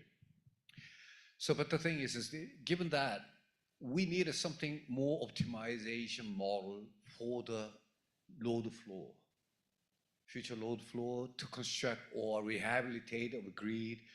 Now everybody's talking about using the digitalization, and all the smart grid system monitoring and everything like that. I know that I may be wrong, but does IAEA considering of looking into that kind of, together with the generation supply kind of modeling tools, to also include, I know some of this optimization, but if you are very good in this, you can model. You can put it in as a different technologies, but that is not really covering the load, right? We are putting in the system is the load, load curve and all this load region, they are all on the supply side. But from the load flow of the electricity in the grid system, that will change the whole investment cost, the capital capex. How do you see that one? And then I think there may be some other that we don't know, but Mark knows some of this. I know that there is one from our national lab, but it is still a little different than what I expected. But do you have any plan on that one? Thank you. So yeah, I'm not sure I fully understand, but what's clear is that I mean there are two things I'd like to say. It's about the metric with which you assess the value of technologies, and for example, levelized cost of electricity is often used as a metric. We don't think it's necessarily the right metric, because the value of a given technology in a mix depends on what other generation, what other systems are within the energy mix. So what we think is that maybe more attention should be, especially as energy systems are becoming more and more complex with the different types of generation. Sure. We need to model storage more accurately. We need to model the grid investments, and possibly we haven't been sufficiently precise, accurate in assessing the real costs of the grid infrastructure that needs to be built. So all these are very important aspects. We've seen also with the increasing shares of wind and solar in the system, the issue of time resolution, what it means in terms of flexibility requirements, and what technology can provide those services to the grid. We've had a couple of weeks ago this blackout in Spain, and the reasons are still being analyzed by the grid operators. But this maybe sort of gave a kind of warning that we need to pay attention to grid inertia and grid services and technologies that can provide stability. So I think it's getting more and more complex, to be honest.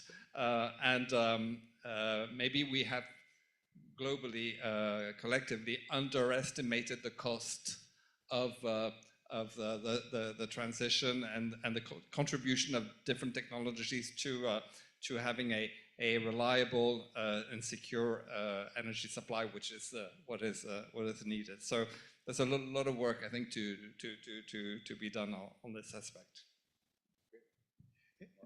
Yeah, I mean, maybe just to pick up on Henri's point, I think it is absolutely the case that we're entering into a new space with high levels of intermittent renewables or variable renewables, however you're inclined to look at them.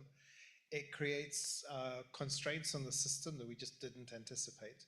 And so, for example, a lot of the models that are out there that were used to plan the system with high levels of wind and high levels of solar never got the distribution and transmission investments correct at the same time. So you find, for example, in the UK, some of the highest electricity prices in the world.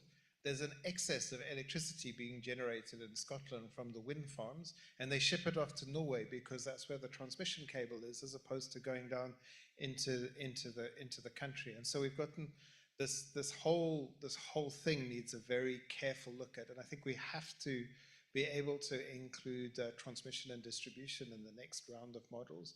And there are two ways we can do that. Either we can create a super complicated model that we just don't understand, or we could think about creating constraints in that model that represent reality and allow you to iterate with different models. So the Linux Foundation, for example, have a whole set of models that help you calculate load flow down to the distribution level and so on. That's great. And so you can set that up to your planners. But we need to make sure at a macro level we get this right. And it's absolutely clear that the community's made a lot of mistakes. We were looking at the relationship between renewable penetration and costs in electricity grids recently. Without exception, as you start to go to higher penetrations of intermittent renewables, so biomass, hydro, and geothermal, and so on, we exclude those. If you're going to large amounts of intermittent renewables, prices start to rocket up. And we think it's because of two things. Number one is that we've not modeled the transmission and distribution system properly. And the other thing is that the policy measures that we've used to put renewables in the system have created massive market distortions, which then you correct and set up really high marginal prices for whatever's not tied up in a power purchase agreement. And these are genuinely big problems. Nobody saw this coming. So I think you've got, on the one hand, we know how to operate a stable grid with traditional assets and so on. On the other, there's a space where we have to do some really urgent work to improve the quality of our models. And I think, to some extent, it's okay. We're in a bit of a sweet spot. I mean, nobody's putting 50% renewables, 50% solar and wind in their systems right now, and so on. So there's a bit of time, but I think we have to work on this really urgently. Thanks. Thank you. This was exactly the same problem here because it's based on the projections or based on this plan from our DMCs. Their renewable penetration, renewable share will, some of them, like a Pacific Island countries, they are looking at like up to 50% by year 2025. Although some of them didn't achieve, but they are looking at these kind of things. Up to 20 in general, up to 10, 15% of share, current existing transmission can still do the renewable penetration, but the target is bigger than that. So we have to have the other type of what will be the best one in the renewable penetration as well. In terms of the economic, the cost side also, it depends on which type of the grid system that it requires. The substation and plus one, some of them and plus two. They all cost extensive, and this renewable. And then also there are certain technologies, this big technologies like this mass production of the nuclear technology, ranging the 1 gigawatt of each unit.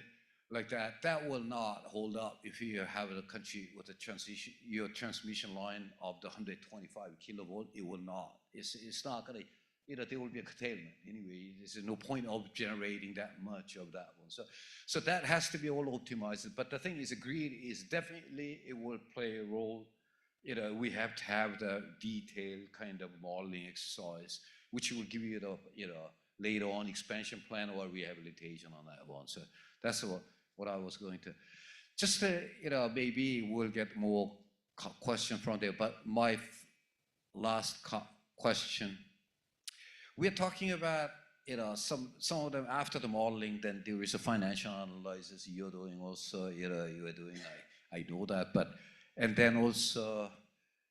Jacqueline, you were mentioning about something similar to this is the kind of CG type of that you are trying to calculate what is the economic impact in terms of the employment generation, in terms of the income or GDP, per capita income increases and all the things like that. My understanding is, I would like to learn from you because I'm an economist here. We are dealing with a completely different price here. In the energy modeling, we are talking about all levelized cost and the constant with the discounted price. It changes massively. We know very well, only if we put the discount rate 5%, nuclear will come up. Any renewable will come up because it's the least cost option. Because upfront cost is the high technology. If you lower the discount rate, everything will come up. If you put like more than 10, 12% of the discount rate, the upfront cost hike, technology is not that much of the least cost option in various time of that one. So we are using different unit. And then how do you provide a decision maker? I was always interested how everyone will calculate this will increase that much of the GDP and that job opportunity. I don't know whether you are really netting out properly on that one. Is that also just the one very small, maybe, but this might be a big component. One of the things is like a salvage value, depreciation of the existing assets. If you take it into all this account that it is not only the net, you're creating GDP or employment or something, you have to net out on that one. So if you look at the one side, if you have the renewable technology here, you will generate that much of the employment if it is in addition. But if it's just like what Mark was saying, that in a lot of European countries, they have excess capacity, installed capacity of the power generation, right? More than the demand. In that case, whatever that you build, it will not generate employment. It will have a certain economy, net cash transfer type of one to the other.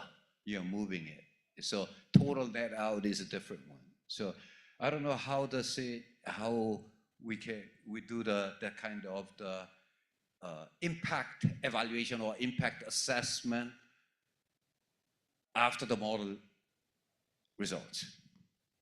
Thank you. I think that's spot on. I think the technological cost, that is something that is very clear. The least cost optimization based on current available technology and the costing of it, that is absolutely the quantitative output that comes with the modeling. Looking at the socio-economic benefits that are generated is a very contextual discussion that depends on from jurisdiction to jurisdiction, and it also entails us kind of looking at some of the energy security around developing an industry, a localized industry around the renewable energy systems. And so this is a part of, in addition to the energy transition planning that we do, especially recently in Southeast Asia, the renewable energy manufacturing report that we also put out also looks at, in addition to the energy transition planning, what are some of the industry development potential within Southeast Asia, and looks at if the region needed X amount of battery storage solutions, solar PVs being developed, what would be the economic opportunities related to having these capabilities, manufacturing capabilities, and bringing these manufacturing facilities onshore within the region, and what would be the local employment generation. So that is a slightly separate set of calculations that is being done. And I think this is where the earlier point on interconnectedness is really important, where we take the numbers of, okay, this is what least cost optimization currently looks like based on the model. And then based on, country development plans, country economic growth targets, how do we then ensure that green growth and green economic development is enabled through some of the additional industry development recommendations, which is what we also, in an additional layer, look at doing with the energy transition plan process. So thank you. Yeah, I completely agree with what you said, Jacqueline. And in terms of macroeconomic benefits, really depends on the level of localization of the supply chain for the technologies in which you're going to invest. And maybe a given amount of investment will create a certain number of jobs or green jobs, but maybe these jobs will not be in the country that's making the investment, but in a country that's supplying the components. So I think there's a lot of fine tuning and careful assumptions to fine tune the analysis. Great. I think that was exactly where I wanted to ask, actually, because you should have the capability of the model results extraction because you're talking completely different one, and then, you know, because the investment that is a future annual investment in terms of a levelized the cost of discounted, that is not the one which is going to create the energy economic benefit and then later on there. I think I would stop here, and then before we open the floor for the questions, there were 5 questions, but actually we can add a 2 regarding the AI. There was a question on the how to apply the AI in the Yes. model. Yes. So the question was, how are we preparing for an integrated AI platform, also which would be required for integrated energy usage?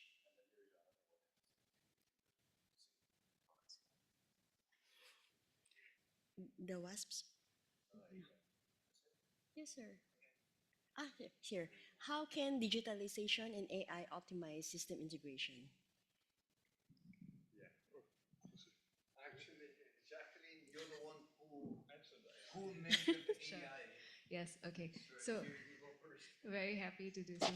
Um, so, I won't repeat the earlier example of the AI and geospatial technology, but the other aspect of it at a slightly more granular level, that because in this earlier morning session I was talking about energy efficiency, and we talked a lot about demand response capabilities in appliances, and I think that is another aspect of energy consumption that we are about to really need to have to look at face on in the coming years, as more and more demand response capabilities get then built into appliances, and how that shift in energy consumption and how that shift in energy demand takes place, and what that means for some of our modeling that we are currently using, and how we, I guess, factor that into some of the projections. And we already recognize, for example, that demand response can significantly reduce energy demand across the board. And then therefore, what does that look like in terms of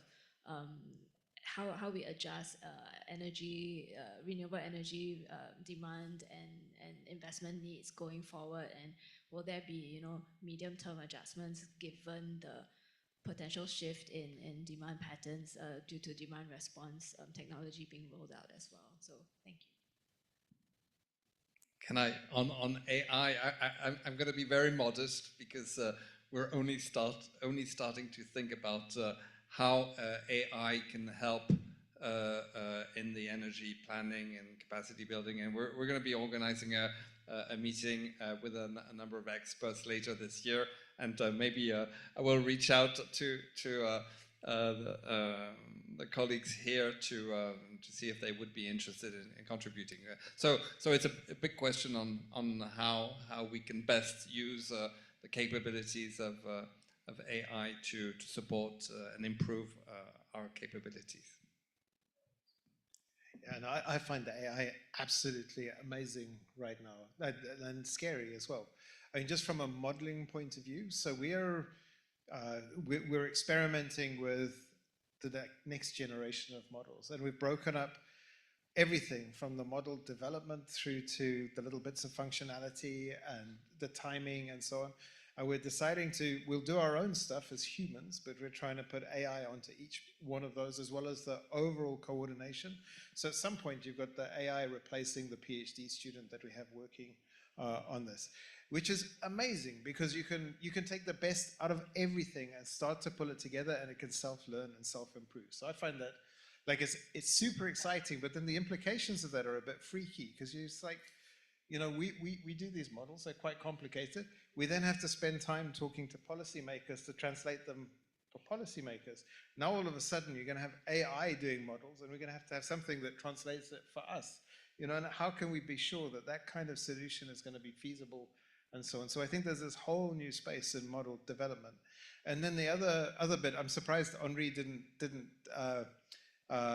mention this as well. It's just the massive rapid increase in demand for energy that comes with AI. But the thing that's different is it's 2 bits. One is really intensive demand, okay? And bear in mind that solar and wind are extensive technologies, so you're going to take up a lot of land, and all of the planning permission and other things that come with that is going to make it difficult. And the other thing is that the reliability is incredibly important. So At the moment, with our renewable systems, unless you're going to spend a fortune on batteries, it's the case that you have reliability issues, which means that, and somebody was talking about utility functions as opposed to minimizing cost. If you need high reliability, high intensity, low land area, that means that you're all of a sudden, what you judge technologies by is going to change. You were saying two days ago, I think you mentioned that Meta have already done a power purchase agreement with a nuclear power station close by. All of the big IT companies are thinking about small modular nuclear reactors and so on. And you can, we were working with IBM the other day and Cambridge, and they're looking at like taking data centers and just plonking them deep in the sea. So in Mauritius, which is like this volcano that comes out of the ground, you can go like a little bit offshore and all of a sudden you're very deep into cold water. And it's kind of like you could just plonk these data centers down there and, that solves, but it's a completely different energy system to that we've been thinking about. So that's a kind of externality that we have to take into account when we do that. And then, some of the models, they lose jobs rather than they implement opportunity. Because we were always testing the mathematic functions, whether this model spits out the same calculations. That's what we massively testing, no matter which language that you're, like a Python or whatever that you program it, that is the most time consuming where you're checking all these variables, whether they are coming out with it. Anyway, if the AI does it, then a lot of them are. Anyway. Okay, so what is the other one, the WASP one? The WASP one. The WASP one is specific to only. Yes, actually, Question on the WASP. yes. He asked, in view of promoting clean energy and facilitating renewable energy integration, does AIAE plan to upgrade WASP to enable advanced features like load chronological modeling? So, yeah, WASP was a tool that was used quite a lot in the past, but for different types of energy systems. And we know that it has some limitations for modeling energy systems with very high shares of variable renewables, and we really recommend to use message rather than WASP. So it wasn't a plan to upgrade WASP, but we have to manage our resources, and we're putting more efforts and message and upgrading message. So for the moment, I mean, WASP is okay if you don't have shares of wind and solar and above let's say 50% in your mix, but otherwise you use message. That will create another problem here. Is from the DMCs. I'm not talking about ADB DMCs, but most of it, including ADB DMCs, I think 163 countries are using WASP 4, something like that. And then now you're changing them to use the message, and then WASP is looking at only the power expansion plan, while message is looking at the optimization of one entire energy system, and you're converting you're doing only power sector specific. That will require. It's okay until you reach those high shares of wind and solar. Okay, so there is no intention. Okay. The response, there is no intention of upgrading the WASP 4. So there's a question. I can just integrate them. I have very minor. I think maybe. No, then it's better get the question from the audience. Audience, because that's regarding the capacity building. Yes. If one asks about data security. Data security is a reference data, so there is nothing to secure.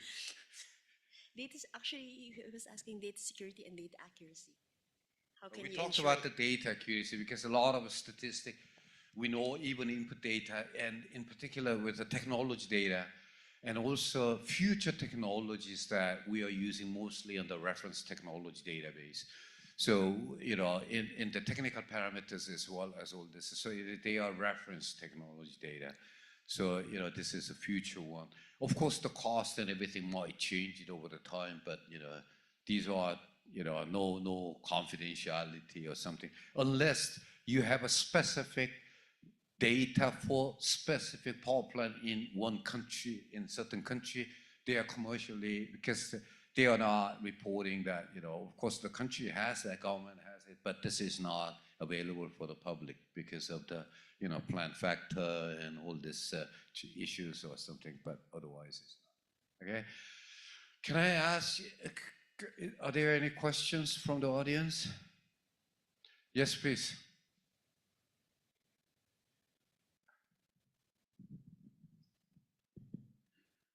Hello, sir. It was a very interesting session. I enjoyed the whole one. I work for the Bangladesh government in the power division. I have two questions. First of all, that how this kind of model address the uncertainties, particularly, you know, we face the COVID, economic recession, sometimes we had well shocks, and there are lots of issues, natural disasters, etc. So how this model absorb or calculate or consider the uncertainties? This is my first question. And all of you have experience working with different developing countries where the availability of data or quality of data was a challenge. Then how you already managed or overcome that shortcoming?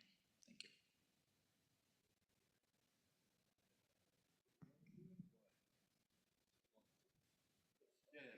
That I'll pass on to Hong Peng. Okay. Yeah, so well, I mean, I think that, so the first thing, so going back to this example I was talking about that we were working on with MIT and RAND, there's a way in which you can do sensitivity analyses. So you have a look at, okay, this is the demand that we expect to see, but maybe it drops. And so you run the scenario like that, and then you run another scenario like this. And then it's like, oh, hang on, but maybe the oil price we assumed was going to be high, but that drops as well. And maybe the time that we were waiting for the transmission line, turns out we can only build it in 10 years' time because there's a long waiting list. And so you could, and what happens is you get a lot of scenarios very quickly. And you can run all of those, and then once you've run all of those, you can see, well, which options are still robust under all of that uncertainty. So that at least gives you a set of things that you know you can invest in, they'll be robust.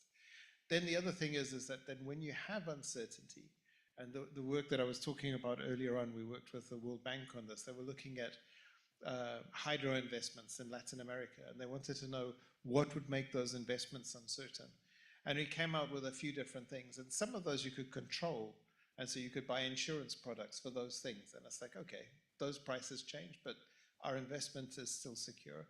And then going on, then there's some data that we just don't know.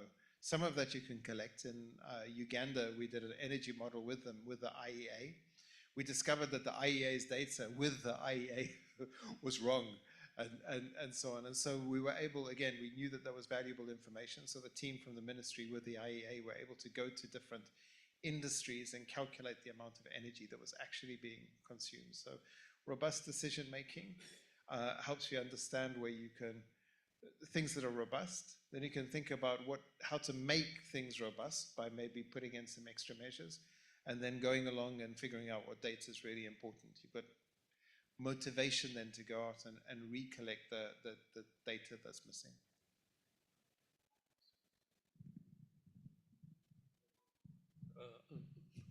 You know, for the data, that's the most challenging part when we do the work at a national level, especially for developing countries. So that's always the first issue we have, and then we usually work with the national authorities to invite a different kind of experts. They know exactly the sectors, and they can provide this historical data.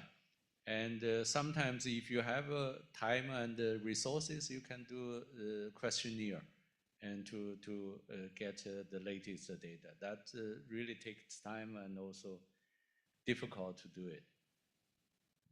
Yeah.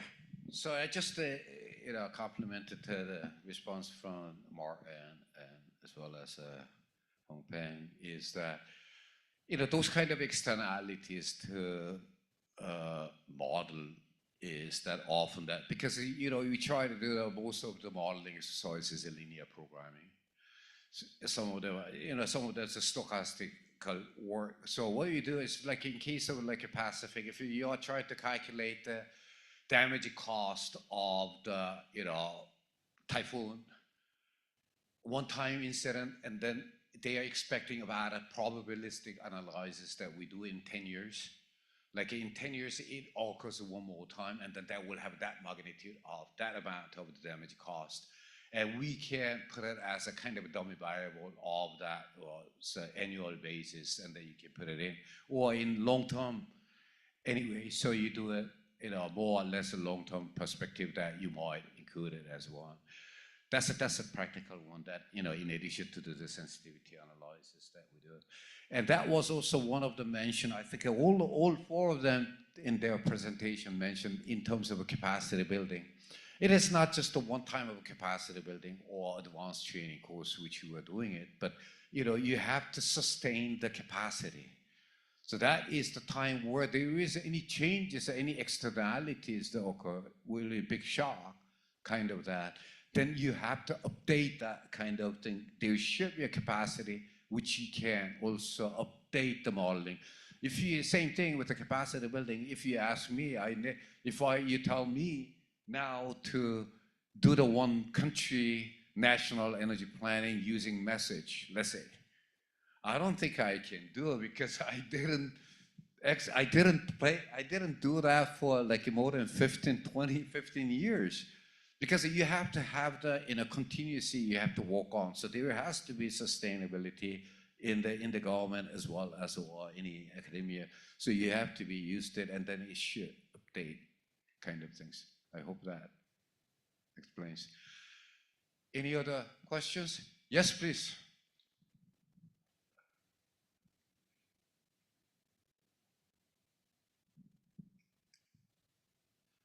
Thank you for giving me the opportunity to make a question.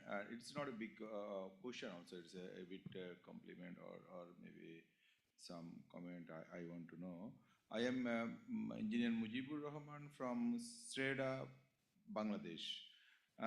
Actually, the modeling is interconnected with different other policies, say monetary policy, energy policy, transport policy, agriculture policy, because the renewable energy is connected with industry also, the renewable energy obligations and lots of things, even the social tradition also in different countries. So I think it is depends on all of the variables, and we have to make it tailor-made for each country. And in Bangladesh also, we are also facing the same thing. So we cannot, is it possible to make a generalized one, or all of the time we have to be tailor-made or situation-based?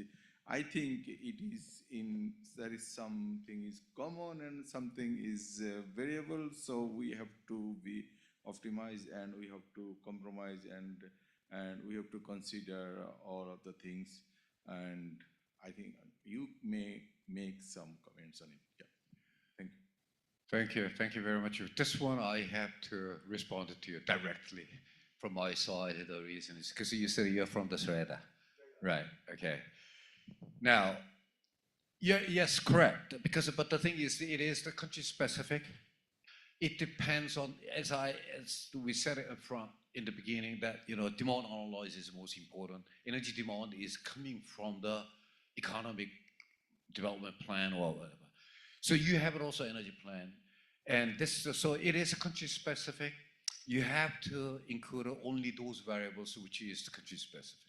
Some of the data that you need to get it, something like a future plan, you have it also your power master plan, you thought, and then you are including the LNG terminal importing because your indigenous gas is running out, so you need to import that your computer. So all these things, we have to take the reference data and then some of the technologies. So that is the response to that. But in addition to that is this, we conducted a South Asia regional capacity building on message optimization model in Dhaka last year. in the Intercontinental Hotel for 1 week, where the Bangladeshi Shredder staff was there also. In addition, what we did was using the same message, but the thing is that's not the IAEA message. That is the same concept, but consultant used huh? Yeah, from EASA one. So that's the same one that we conducted a national study on the energy system, integrated energy system analysis of the national UO. I forgot the title. We'll share with you the link. There is a Bangladesh. We got also endorsement from the government. And then also we conducted a Dhaka study because we wanted to see it at the city level. So that will, then if there is any questions related, please let me know on that one, okay? And then also your master plan, I think that is also conducted. I think that was Macau. It is a similar one, but that is the JICA is the putting up the master plan. That's why I was pulled into your secretary at that time. That was beginning of last year, I think, or a year before. I had to go there and to do the presentation to the government on that one also in Bangladesh. So, have a look at that master plan. That's the same model that you used because the JICA was also there, who was conducting your national master plan. And our study is that we compare that. We discussed with the JICA on that one is coming out almost same on that one, of course, looking at that. Okay, thank you. Yes, please. Dear panel, it was a very, very interesting discussion. My name is Wei Chi Liu from KBR, based in Singapore.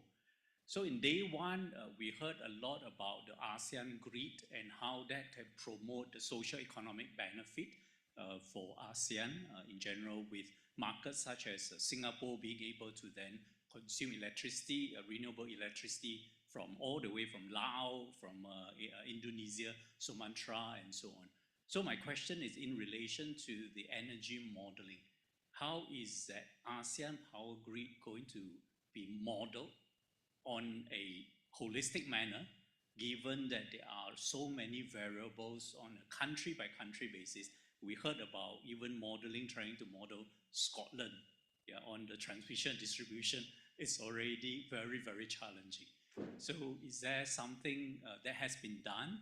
Anything that we can learn from the modeling, and how do we optimize, given during, let's say, certain months, the hydros are not providing the electricity required? Thank you very much. I think I better talk on that one because Mark can do that also. Mark can do that better because he's still dealing with the modeling with the even platform.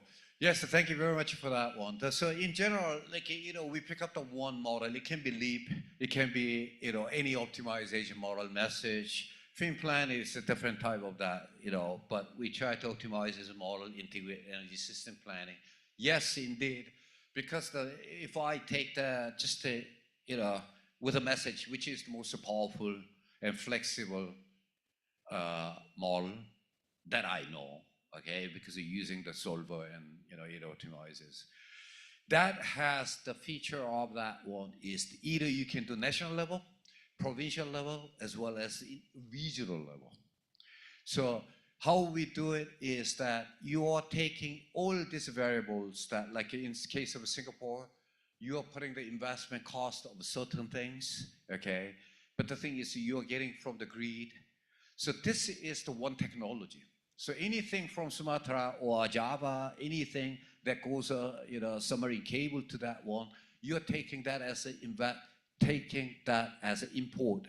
While Java side, that you're taking that as the export. So these are the technologies that you are defining all this. So you can easily, that is exactly the message which optimization model can do that one, and then later on, it can give you the sensitivity analysis, and then also some of distribution analysis you have to do it outside, say who benefited more from the total cost, system cost. No, what I wanted to say, it's not about the ASEAN grid, but IAEA and IRENA, the renewable agency. We've been involved in supporting the development of Africa's Continental Master Plan, which is this integration of 5 electricity pools in Africa, where there's a lot of hydro generation that needs to be connected where the high demand centers are.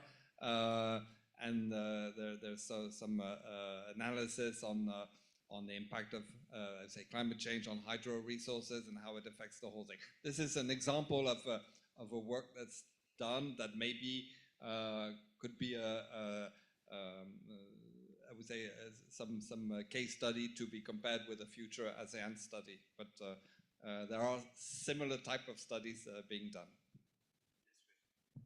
Yeah, actually, we are doing this ASEAN social impact ASEAN Power Grid together with the Stockholm Environmental Institute. That's exactly used the modeling. And also we developed the Green Power Corridor matrix. This matrix linked with the SDGs, not only for SDG 7, which other SDGs also included. That is exactly to address these issues for power grid connectivity, what will be the social impact and also environmental related issues. Could you read out, that's the last one, I think. The capacity building, I will leave it to ADB, so I'll leave it to Mark. Yes. There's the capacity building courses where they can apply this. That's the last common question.